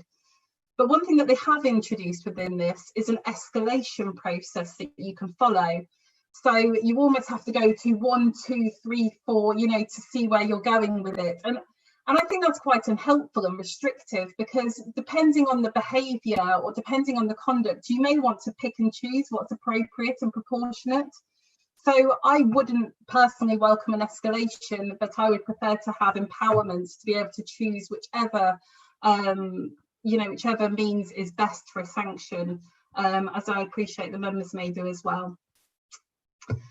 So moving on to Appendix B, which is registering interest. So there's a table 1, which is your disclosable pecuniary interests, and the terms family, friends and close associate are included. When we used to have the Standards Board for England, there was a really clear definition of what a close associate was, and that was removed, and we don't have that clarity right now. So I would be asking the Local Government Association for that clarity, so that it's much easier to advise members, and it's much easier for members as well to make sure that they know when they should be declaring those interests. So table 2, other registrable interests. So we currently ask members to register and declare outside interests. So that would be for dual-hatted members. It would be the county council, for example. Now, this code, paragraph 4, introduces a prohibition on members speaking on matters directly relating to an interest declared in table 2. So that would mean, if it's correct, a prohibition on dual-hatted members speaking about anything which directly affects the other council. That, I don't think that can be right, and I don't think the dual-hatted members would want to agree to that. And I just think that it would stop them from fulfilling their electoral mandate. I think it would also mean that they weren't able to represent their constituents in the way that they had hoped in being a dual-hatted member. So I think that whilst it's helpful to have some clarity, I think that we would need a qualification, which is what we currently have in our code, which is around that would a member of the public regard it as so significant as to prejudice their judgment of the public interest. So if adopted, and my suggestion would be that we wouldn't want that to be adopted, then we would at least want a qualification within that. So just some summary of additions that I don't think that the code meets. I don't think that it has anything about publicity and other corporate operational policies and how members should ensure that they comply with those. We currently have that in our code. I think that there should be a requirement for members to have due regard to any relevant advice and guidance prior to making decisions. And that's really helpful as a monitoring officer in terms of ensuring that we make really proportionate and lawful decisions based upon material evidence. I would really like to see a specific section on equalities. There's nothing in it. It's included within bullying and harassment, and I'm not sure that's the right fit for it, to be honest. But not only would I like to see a specific section on equalities, I would like to see a proactive duty with regard to that, to ensuring that we meet equalities duties. Specific section on when the code applies, as I spoke to earlier on. And then also a specific section on social media, because monitoring officers all over the country are reporting a real increase in that. And, you know, I think that we're all starting to see more and more complaints about that. So a specific section on that, I think, would be really helpful for both members and monitoring officers. So those are my initial thoughts. I know it's a lot to take in. It really is food for thought. I don't expect you to have all the answers today, but what I just would like to promote is that you think about it and provide me with any comments. One final thing is that we're really lucky to have Gordon Grimes here today, who's one of our independent persons, and he's here with regard to a later item, agenda item 10. But I'm sure, Chair, that if you wanted any comments, if you wanted to provide any comments or, you know, anything to support members or help members, then I'm sure he'll be willing to do that today for you. So thank you very much. If you've got any questions, I'm more than happy to take them.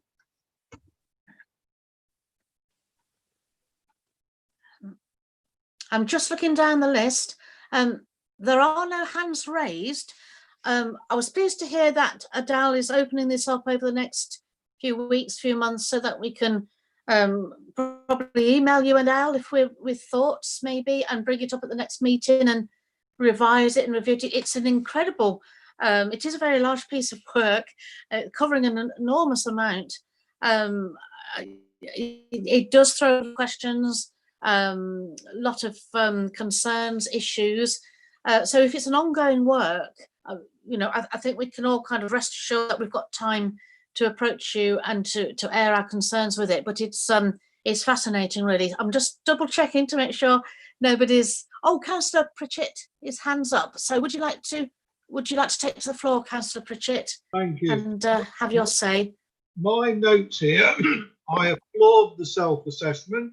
It was of depth and of quality, as was Adele's presentation. And my experience is this is the type of thing that comes to audit committees. You go forward, you assess where you're at, there's professional publications, and you have a comment on what you need to do, and you go forward. And I want to contrast this with the lack of audit and counter fraud professional publications in the last year, and likely possibly to the governance committee in the year before. I applaud this, and I hope it's the first of a number of things that we'll be getting from various disciplines over the next year or so. Thank you very much, Adele. Yeah, thank you, Councillor Pritchett. Thank you, Adele. Just making sure nobody else's hands up.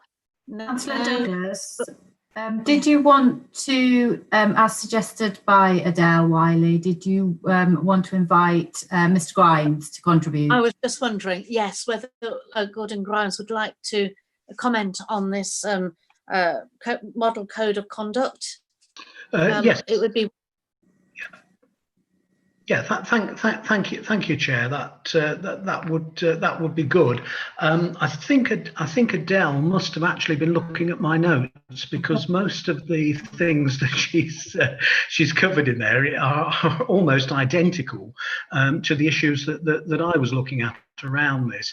Just for a bit of context, I work as an independent person with the majority of the local authorities across Leicestershire, some in Lincolnshire, and for the county councils at Leicestershire and Rutland as well. So I have seen a tremendous number of codes of conduct, bearing in mind as well that we're not just talking, you were talking earlier about dual-hatted members, but of course each of the parish councils or town councils also have their own codes of conduct as well. So I think a key point is that a standardisation around codes, and there has been attempts at that in the past. I know that Leicestershire, the monitoring officers, tried to get a very similar code of conduct in, but both probably locally and nationally, there is a considerable amount of variations that I have seen around codes of conduct. So I think a first point of actually getting a standardised code of conduct is excellent. I think some of the pieces of work that Adele talked about will be particularly important, the pieces of work going forward beyond this, particularly around sanctions, and that is something that has been causing no end of difficulty since the 2011 Localism Act. So I think that piece of work is going to be pretty important. In terms of this consultation, the points that, as I say, the points that I've got, because I've been asked to feed into this, through a variety of forums as well. And, just really, I think the point that Adele was making and that the chair was making as well is that if you do look through this and have any comments, do get these fed back in, because over a period of time, yourselves and the relevant committees in all of the local authorities who deal with this have been expressing concerns about how the regime operates. And I think it was particularly important what Adele was saying, that in the past, under the old standards board, that there was a lot more prescription put into things at that time, so everybody really knew where they stood. The Localism Act, by its very nature, more or less said, chaps and chapesses, you're on your own, you go and sort them all out. And then also in terms of sanctions, it will be the great British public that actually decide things through the ballot box. So that's how sanctions were more or less looked to be put in. So I think the committee's review was very, very timely. And I'm quite pleased to see that it's actually moving forward, because it landed at a time when Brexit was heavily on the agenda. Now it's been followed by COVID. So it is good that things are moving forward. But I would urge everybody to have a look at this and put comments into Adele on this. Any thoughts that you've got on it, because you effectively will be operating the system, and indeed on the agenda next up it is a case to be looked at. So you are going to be the operators of this system, so it really wants you want to be getting things in the best way as you possibly can. Thanks very much for that. Thank you. Thank you, Gordon, for your comments. Very much appreciated. It's a very interesting subject. It's incredibly large subject. I think as long as we know we can approach Adele and get our thoughts across to shape this, shape the future as regards this. But there are two recommendations on the table. So I'll be looking for a proposer and seconder. They are 2.1 and 2.2. Chair, sorry to interrupt, but I did just want to make one comment, would be that with regard to 2.2, I would also like delegated authority to submit a response on behalf of the council if possible, because I don't have that authority, but we will miss the timescales if I was to bring it back again. So if we could just alter that recommendation to 2.2 to delegate authority to the monitoring officer to submit a response on behalf of the council and recommend that the outcome of the consultation and so on. So if we could add that in, I would be really grateful to members. Yes, to delegate responsibility to the monitor. Yeah. So okay. Delegate authority to the monitoring officer to submit a response on behalf of the council and recommend that the outcome of the consultation and the final version of the model member code of conduct be submitted to a future meeting of the council. So that would be 2.2. That's 2.2. Yes. Yeah. And 2.1 is to note the current consultation in regards to the LGA's model code of conduct and provide any comments to the monitoring officer to feed into a response to the consultation. Is there a deadline for 2.2? Have you got a deadline on that, Adele? You know, within a month or? It is the 17th of August, so just under, so it's quite close, isn't it? So, I will send it out tomorrow to members for the wider membership as well for comments. Okay, yeah, so we've just got 2.5 weeks to get our thoughts over to Adele. So 2.1, 2.2, do we have a proposal? I noticed Jacob's hand was up. Jacob and Don Pritchett as councillors to yeah, Jacob, I'm happy to propose that, Chair, that's fine, with the amendments from Adele as well. Thank you, Don. Okay, so now we do need a vote on this, so I shall go through your names in order. Councillor Baines, I don't think is here yet. No. Councillor Prude Chandler. For. Oh, thank you. Councillor Child. For. Councillor Fisher. For. Councillor Glancy. For. Councillor Hewson. For. Councillor Pritchett. For. Councillor Smedley. For. And Councillor Wilkinson. For. And myself as Councillor Jean Douglas. For. That's unanimous, Chairman. That's lovely. So those two recommendations have been carried. Thank you.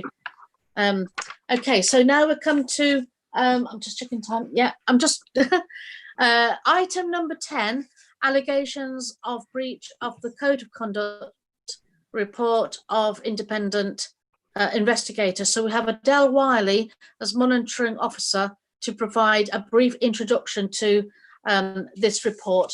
Thank you, Adele. Thank you. Thank you very much, Chair.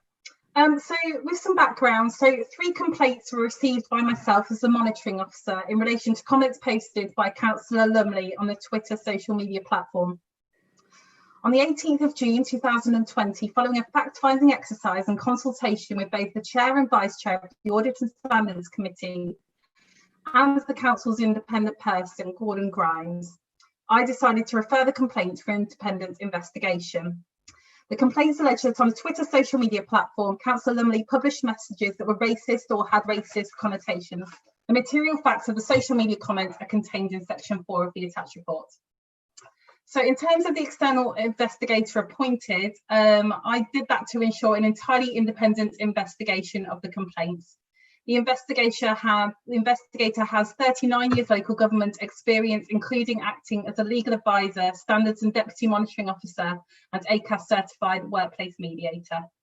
We provided terms of reference for the investigation, and those are included at Appendix B of your pack. The investigator has concluded that there is no breach of the general conduct rules nor the code of conduct, and as such, the recommendation is that no further action is taken in respect of the complaint.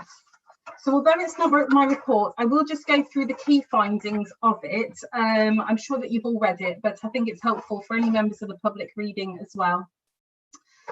So in terms of the investigation, the investigating officer asked questions of and received written responses from the complainant and Councillor Simon Lumley. The material facts were, and these were the complaints that were raised, were that on the 3rd of June in a tweet, Councillor Lumley published the slogan #WhiteLivesMatter. On the 5th of June, Councillor Lumley reposted a tweet from a third party stating needing to surrender British and Western values. And on the 8th of June, in a tweet, Councillor Lumley stated that I apologise for any offence I made, of course. However, my tweets were taken out of context. To be clear, all lives matter. The investigator has put some reasoning together on page 7 of your agenda pack, and that culminates in the complaints. He says the complaints are well founded, and it seems to me that it is in the public interest that they have been raised and considered. In publishing these tweets, either through ignorance or naivety or by deliberate intent, Councillor Lumley has caused offence, certainly to the complainants and probably to other members of the public. The complainants and probably others see a racist subtext to the expressions used by Councillor Lumley. In publishing the phrases, he has, in the view of the complainants and others, shown a lack of understanding and damaged his reputation and that of his office in the council. Notwithstanding, the foregoing is not a breach of the relevant provisions to display a poor understanding of a situation, nor is it a breach of the relevant provisions to hold or express a provocative or contrarian political view. Whilst it is clear that offence has been caused by Councillor Lumley's use of these slogans, to reason that the relevant provisions of the Code of Conduct should be applied to a subjective interpretation of his words and not to the words themselves would be to overreach. And therefore the finding was that Councillor Simon Lumley has not failed to conduct himself in accordance with the General Conduct rules and has not breached the Melton Borough Council Members' Code of Conduct.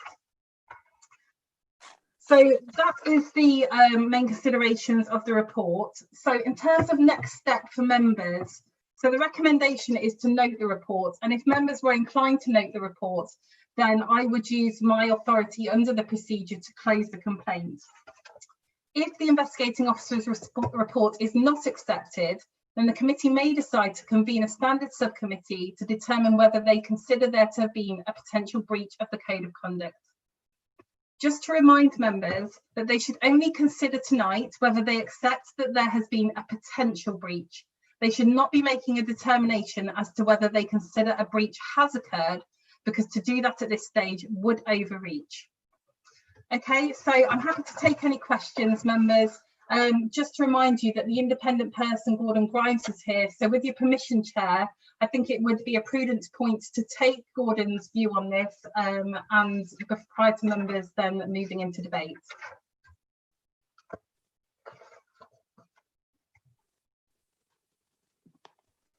Okay, members, would anybody like to pass comment? Councillor Douglas, I think you may have missed the last bit because your internet was a little bit off, but I just said, with your permission, it may be best if Gordon Grimes gives his view on these complaints prior to debate. Yes, thank you, thank you. Gordon Grimes, would you like to step forwards? Yes, thank you, Chair, and thanks as well for the. You've heard the excellent summary from Adele. Once again, all of the points that I've highlighted in the report, Adele very clearly brought them out. The point that I was going to focus on was that the investigator has said that the complaints are well founded, and it seems that it is in the public interest that they have been raised and considered, and that was very much at the forefront in the discussions that myself and Adele had at the start of this the complaints being received. I would very broadly agree with all of what the investigating officer has said.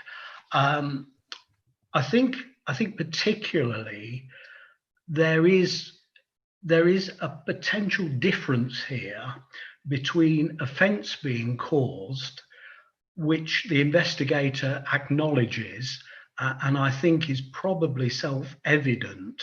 It certainly is to me in terms of what Councillor Lumley tweeted, that was very much going to liable to be causing offence to some people, I should say.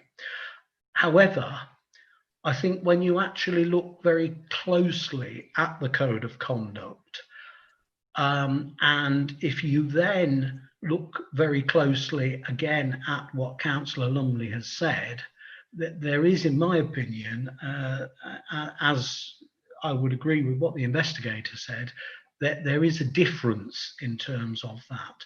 And I think the wording which Adele has read out to you is the key part is, whilst it is clear that offence has been caused by Councillor Lumley's use of these slogans, to reason that the relevant provisions of the Code of Conduct should be applied to a subjective interpretation of his words and not to the words themselves would be to overreach. And that, I think, really gets to the heart of it, as Adele has already focused on before. And therefore, on those points, that's why I would agree with the report of the investigating officer. But obviously, it is for yourselves on the committee to determine what actions are taken. But that is my views and opinion at this point. Thank you. Thank you, Gordon Grimes. Over to members. Would any member like to comment? Ask questions? Points of clarification?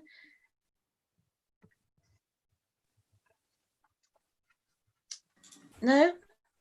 Okay, one last time. Oh, we've got Councillor Wilkinson. Yes, Councillor Wilkinson.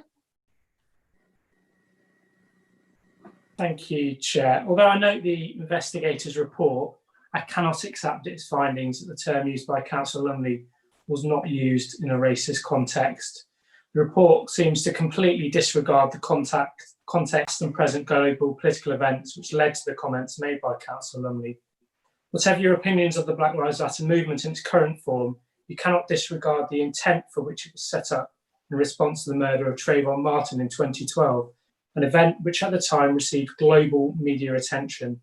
Since then, the movement has developed into a movement whose aim is to highlight the racial disparity of Black and minority ethnic people in the West. For instance, in the United States, a Black man is 6 times more likely to be killed by a policeman than a white man. Globally, if you're a Black woman, you're 5 times more likely to die during childbirth than a white woman. And also during the COVID-19 lockdown in the UK, Black and minority ethnic people were 6.5 times more likely to receive a fine than a white person.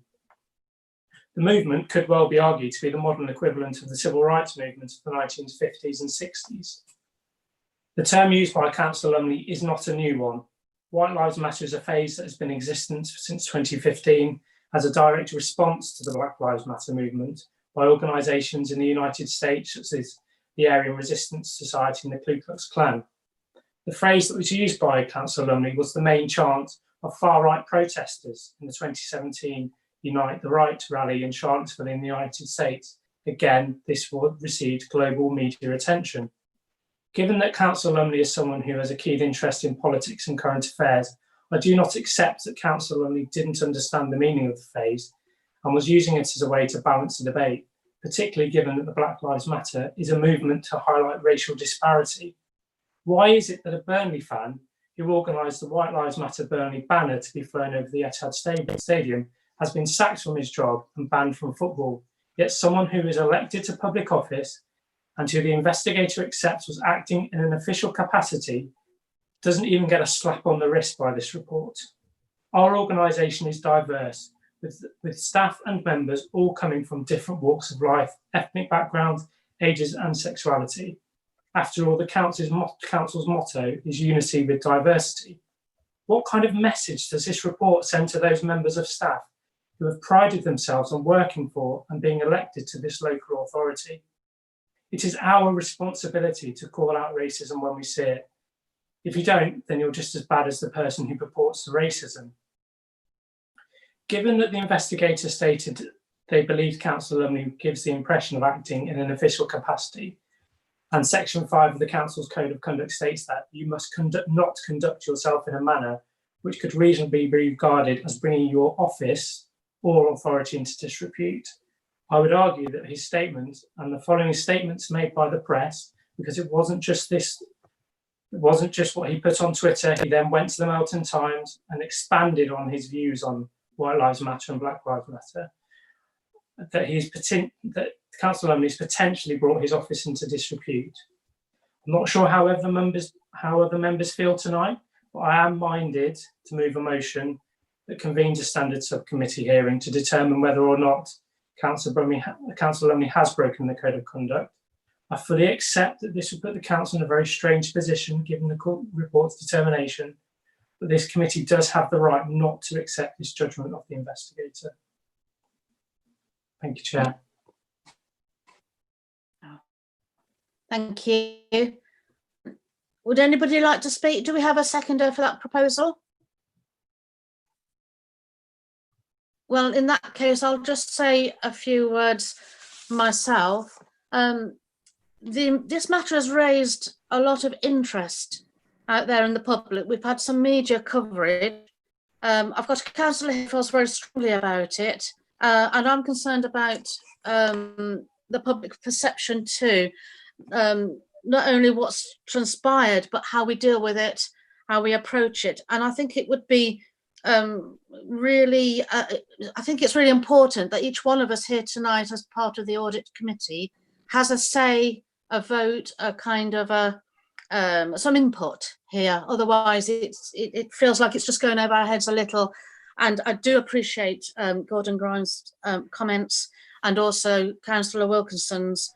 I think it may be important for each one of us to kind of speak up at least and just say how we feel. So I think because of that, I'd like to support and second Councillor Wilkinson's proposal, because I think it is important whether or not we agree with him, and we'd like to discuss further whether or not a breach of the code of conduct has possibly taken place. We are focusing on whether it's possibly taken place at this point. So I'd like to see how people feel, how they think about this issue. So I would like to support Councillor Wilkinson and second him. Thank you. Councillor Douglas, can I just, well, actually it's Councillor Wilkinson, can I just check the wording of that? And that would be to note the report findings and recommendations, but you would also add another recommendation to that, and that would be that the committee wishes to convene a standard subcommittee hearing in relation to a potential breach of the Yes, that's correct. Yes. Okay, thank you.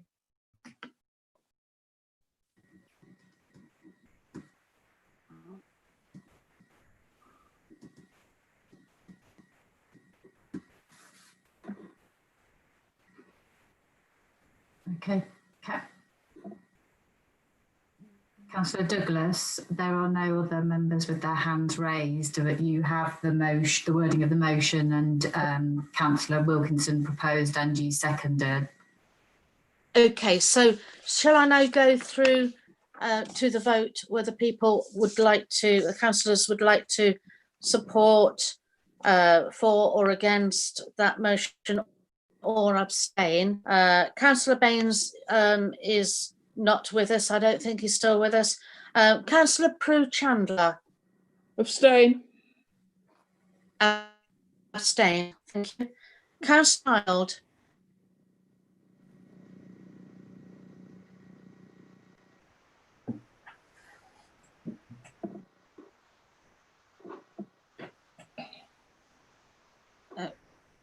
Councillor Child, Robert Child.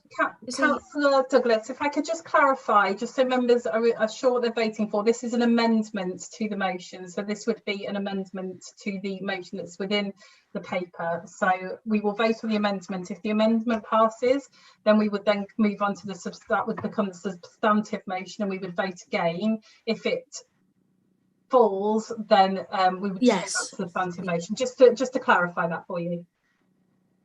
Oh, thank you for the clarification. We'll vote in whether we're going to amend the recommendation here. So, Councillor Child? Abstain.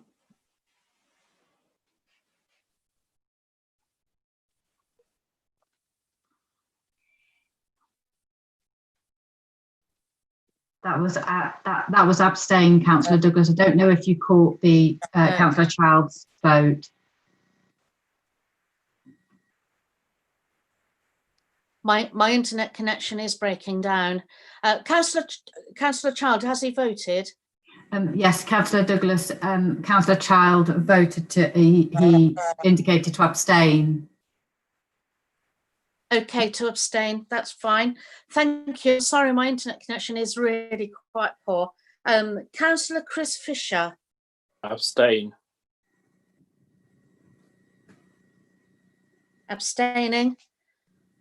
Councillor Margaret Glancy.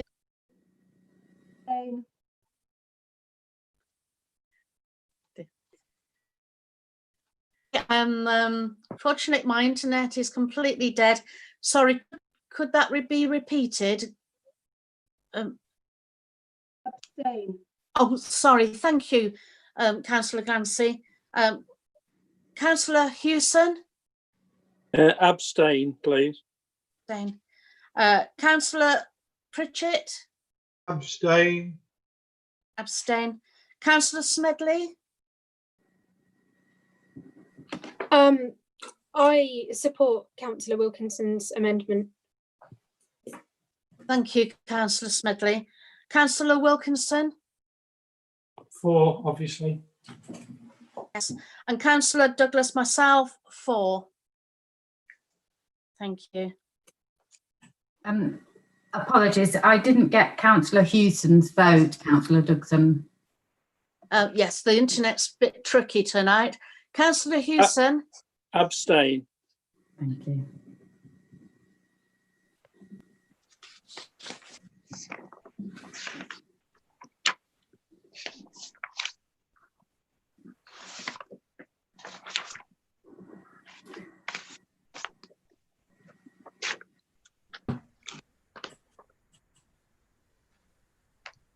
Okay, we have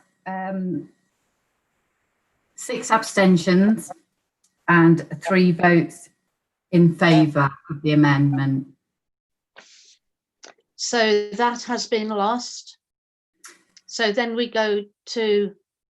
Can I just confirm, sorry, Councillor Douglas, I'd just like to confirm with Adele Wiley just regarding the outcome of that, because the councillors abstained, it's not considered a vote. Not a negative vote, is it? No. So it does pass. So it's 3 members voted for and the other members didn't vote, which would mean that the motion would pass. Yes. Adele, are you in agreement? Yes, the Constitution states that it will be a simple majority of those members voting and present in the room at the time the question was put. So I agree. I think that that would mean that the amendment passes. So that now becomes the substantive motion.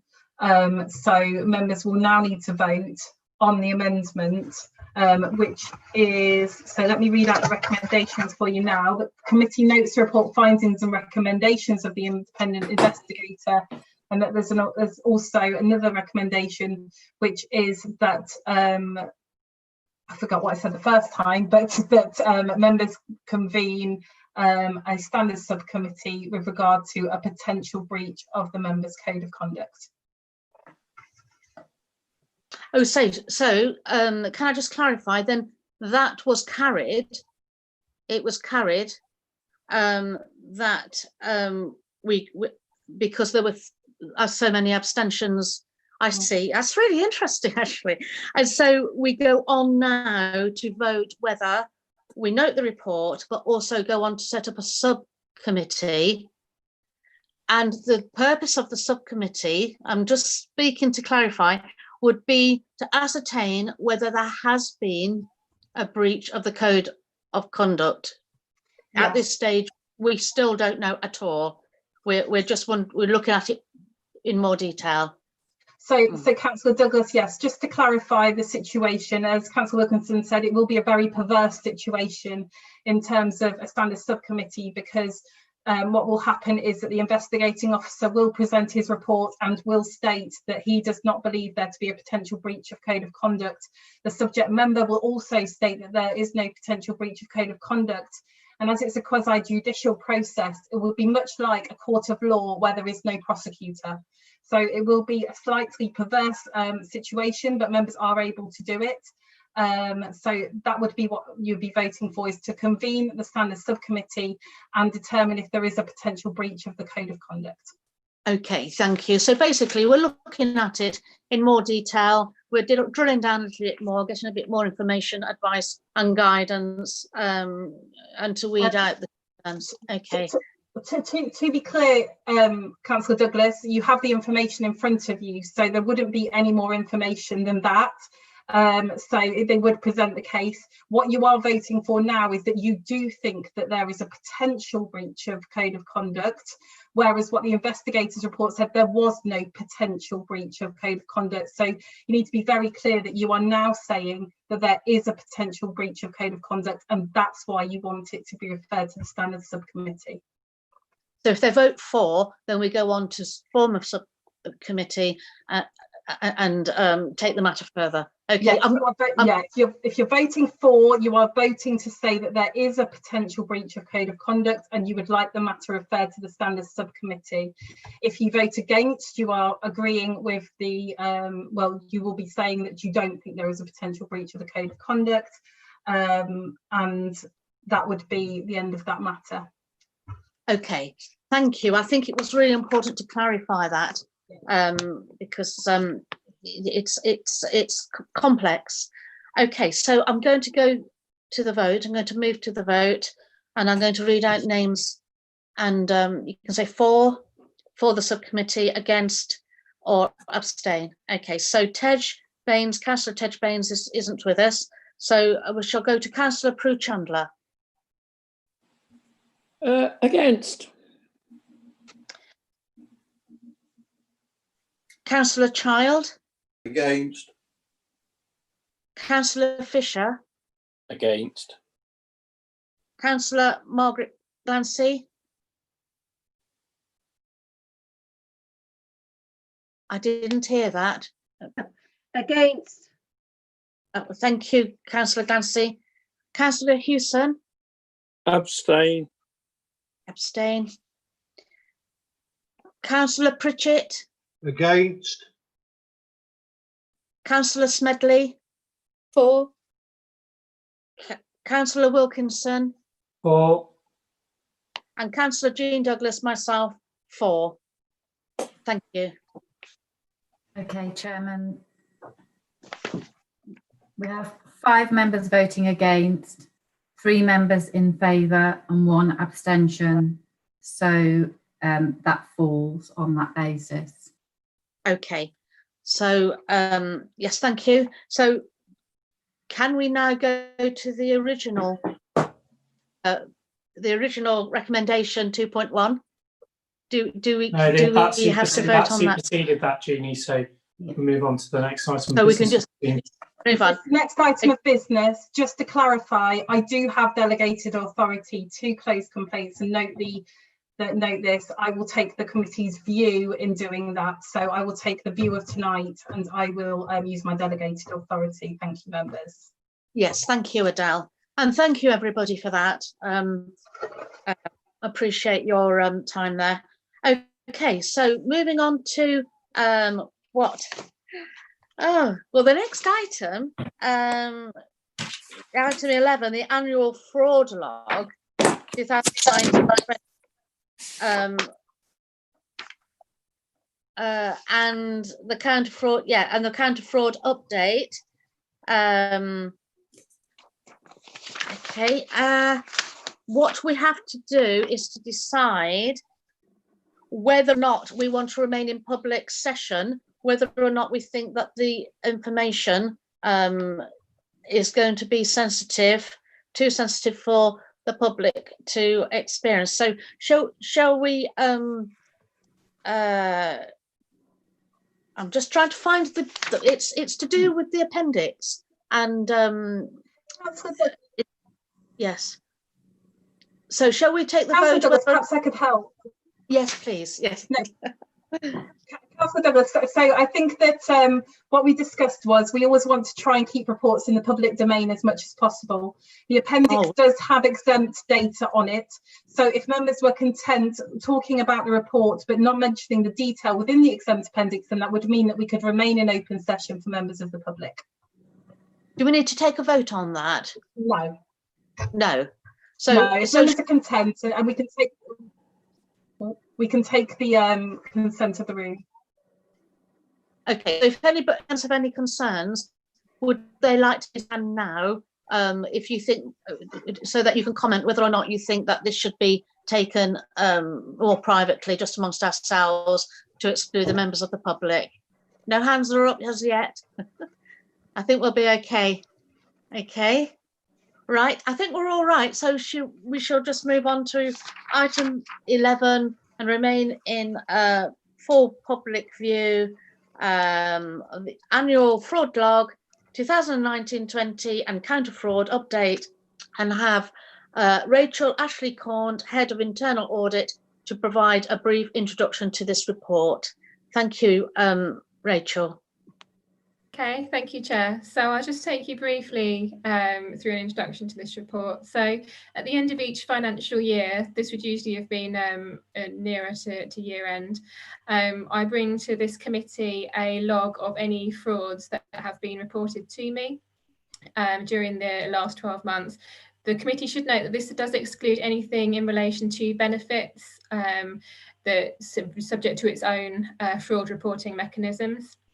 So for this, we're really looking specifically around things like corporate fraud, where we would be looking at fraud attempted by members of staff or contractors or partners along those lines, rather than a customer fraud.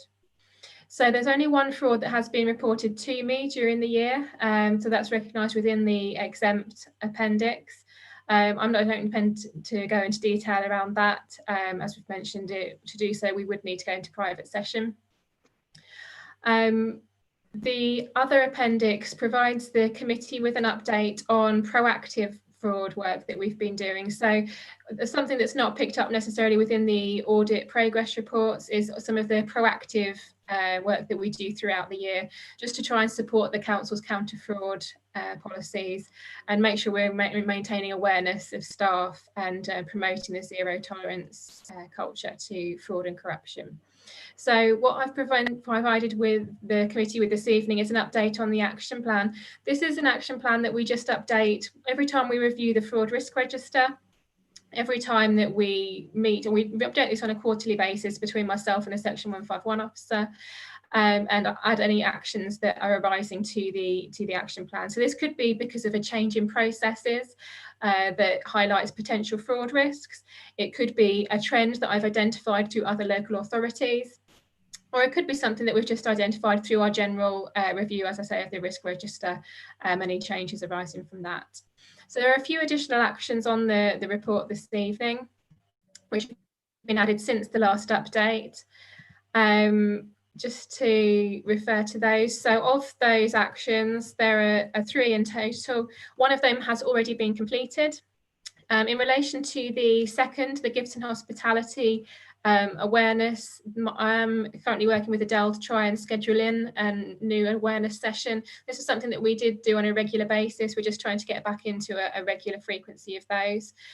So that will be arranged via Zoom or one of our systems, so that we can reach out to all staff and provide timely reminders on those. We've also highlighted in there one of the new risks that has obviously come to light since the last committee meeting is around the new risk area we've had in terms of business grants. This is obviously something, a completely new piece of work we had to start doing at all of our district, borough, local authorities, where we're paying out vast amounts of money to businesses as part of the national grants schemes. And it is an area that's easily open to fraud if we don't undertake the correct checks. So we've identified that, and there are actions in place, as you can see within the fraud action plan. And that does include making use of the Cabinet Office's National Fraud Initiative, which is offering a data matching exercise, which I'm currently supporting the council to do some post-payment checks through. We are then going to work through all the outcomes of that. It's proven to be a valuable process so far, just to give a bit of feedback on that. We're identifying some that we're applying a bit of a RAG rating to the outcomes. So there's some that come back to say, for example, that the bank account details are fully matched to the individual and the company is confirmed as fully active. So we can then take total assurance that grant was verified appropriately and via independent data. That has flagged some, for example, some of the risk categories that have been highlighted, for example, are where the account has subsequently been closed. That gives us a bit of a flag that it looks like that account, somebody's received the grant money and then they've scarpered potentially. So it's a bit that prevents an initial flag for us to look into. Some of the other flags relate to accounts that were only opened since January. So again, that could be a flag that the account was opened purely to receive a grant and wasn't through a verified company. So again, these are the ones that we are looking at in more detail, and we're working with the council to try and support that process. So those are the actions that are reflected within the report. Just to say, obviously, this isn't intended to be a full review of our assessment of risk for the council.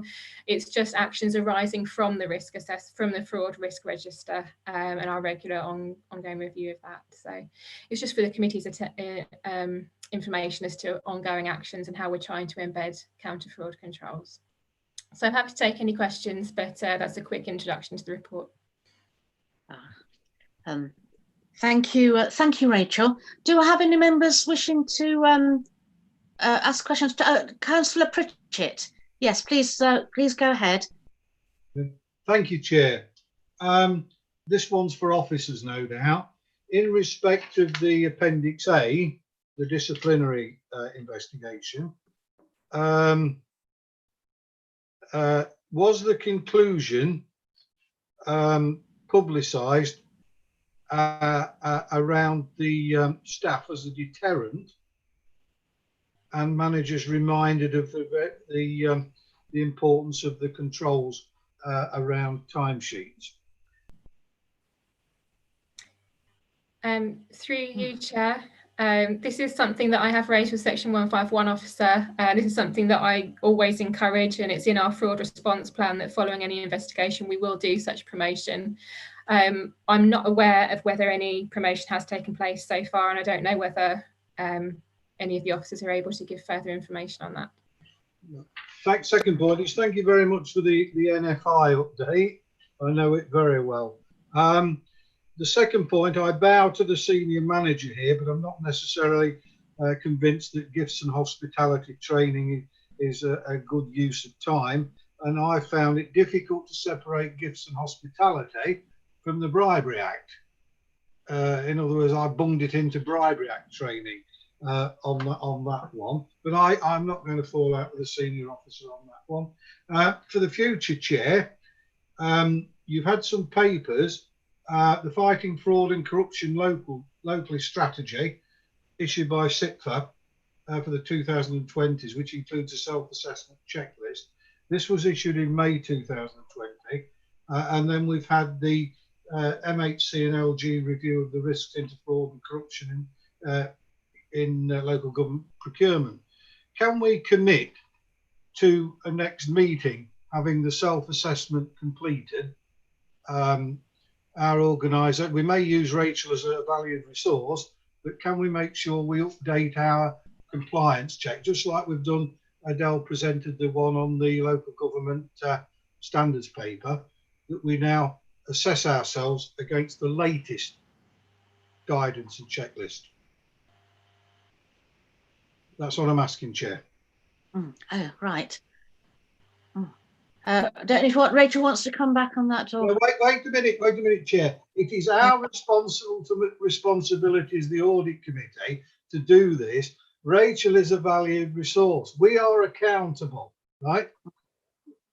And we decide whether it is done. It is not Rachel to say yes or no, or what we do now is good enough. Okay, so that's what I'm asking you. It is for us to own it, and we would use Rachel's valuable through our officers on that one to make sure we meet best practice. We've got quite a few months until November.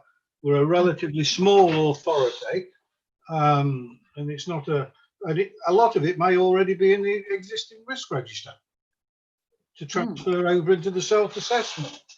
So I'm asking for this commitment because we own this responsibility. Well, what does everybody else think? Anybody else like to pass comment? Chair, if I can just chip in there, I appreciate that Councillor Pritchard is reiterating the role of the committee there, but just if it might be helpful to make you aware, I have already agreed with the Section 151 officer that we are due to be bringing a self-assessment against the latest National Audit Office guidance, which was issued in the last few weeks to the November committee, which will be presented then. So if they would like to present any other self-assessments alongside that, then I'm more than happy to support and facilitate that process. Yeah, it needs the recent cabinet, the paper on procurement, and I mean, as you know, Rachel, it can get confusing, can't it? There's no guidance comes along, and then there's 3 lots within 2 months. It will be a lot of 90% of it will be the same thing, and it would be better if we covered a basis with the assessment. Just to give a little bit of reassurance as well, we did do a full self-assessment against the last version of the CIPFA managing the risk of code fraud and corruption assessment, which came to this committee, which is actually what the sparked this initial fraud update report. And I did actually do a reassessment. I did update that assessment in around April time before the new assessment, the material came out, and would actually improved quite significantly since the first assessment. But you're absolutely right, that it'd be useful to assess against the latest guidance now that that's been issued. And we can probably use the last assessment to try and inform this one as well. So I think most of that information will already be collated. You won't be reinventing the wheel. You'll be putting it into format, but just about the context of the 2013 fraud, then 2014 weaknesses in procedures, and it seems like we have some responsibility as the host for Welland in taking action on behalf of other councils as well. I'm not resting easy, but I do realise we are a small authority and we don't have the extensive risks that, say, Birmingham City Council would have. But as I say, it does need, and we need to own it. It needs to come forward and own it. So that's what I'm saying. Chair, with your permission, I'll just respond to a couple of the other points that Councillor Pritchard made. No positive communication has gone out with regard to the employee matter because we are still within a process, which obviously I won't talk about tonight. And in terms of the training, you'll be happy to know that it does include whistleblowing, anti-bribery, anti-money laundering, and gifts and hospitality, and fraud. So it's a general ethical standards update, which I'm sure that officers will thoroughly enjoy. Thank you, Adele. And councillors, Adele. Oh, and councillors, absolutely. Councillors could be going and can be invited. We are recording it on Zoom, so it would be lovely viewing for you all, I'm sure. Thank you. Have we any other speakers on this? Anybody else would like to say a few words? No? We're just really looking for a proposer and a seconder for the recommendation, which is to receive and note the report. Jacob has put his hand up. Thank you, Jacob, as a proposer. Any seconders? His hand. Okay. I don't think we need to vote on this. I think no vote required on this one. So yes, thank you for that. That's quite interesting, and we shall follow through with Councillor Pritchard's most worthy comments. All this is work in development, and we are all part of a team. And I'd just like to say how how well the team is working. So anyway, yes. I'm just checking nobody else has put their hand up. No. So shall we move on to item number 12? Yes, urgent business. Well, no other urgent business at all this evening. And we are after 9 o'clock, actually. It's about 9:10.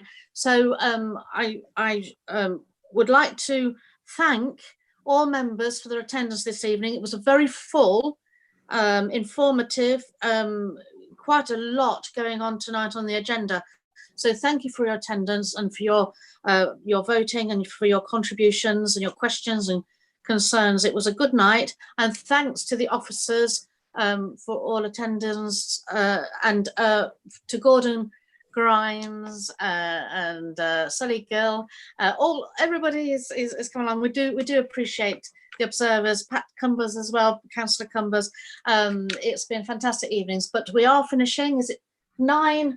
I don't know what time you make it. I'd like to, 9:10 p.m. I'd like to pronounce that the meeting this evening is closed, and we shall look forward to the next one in due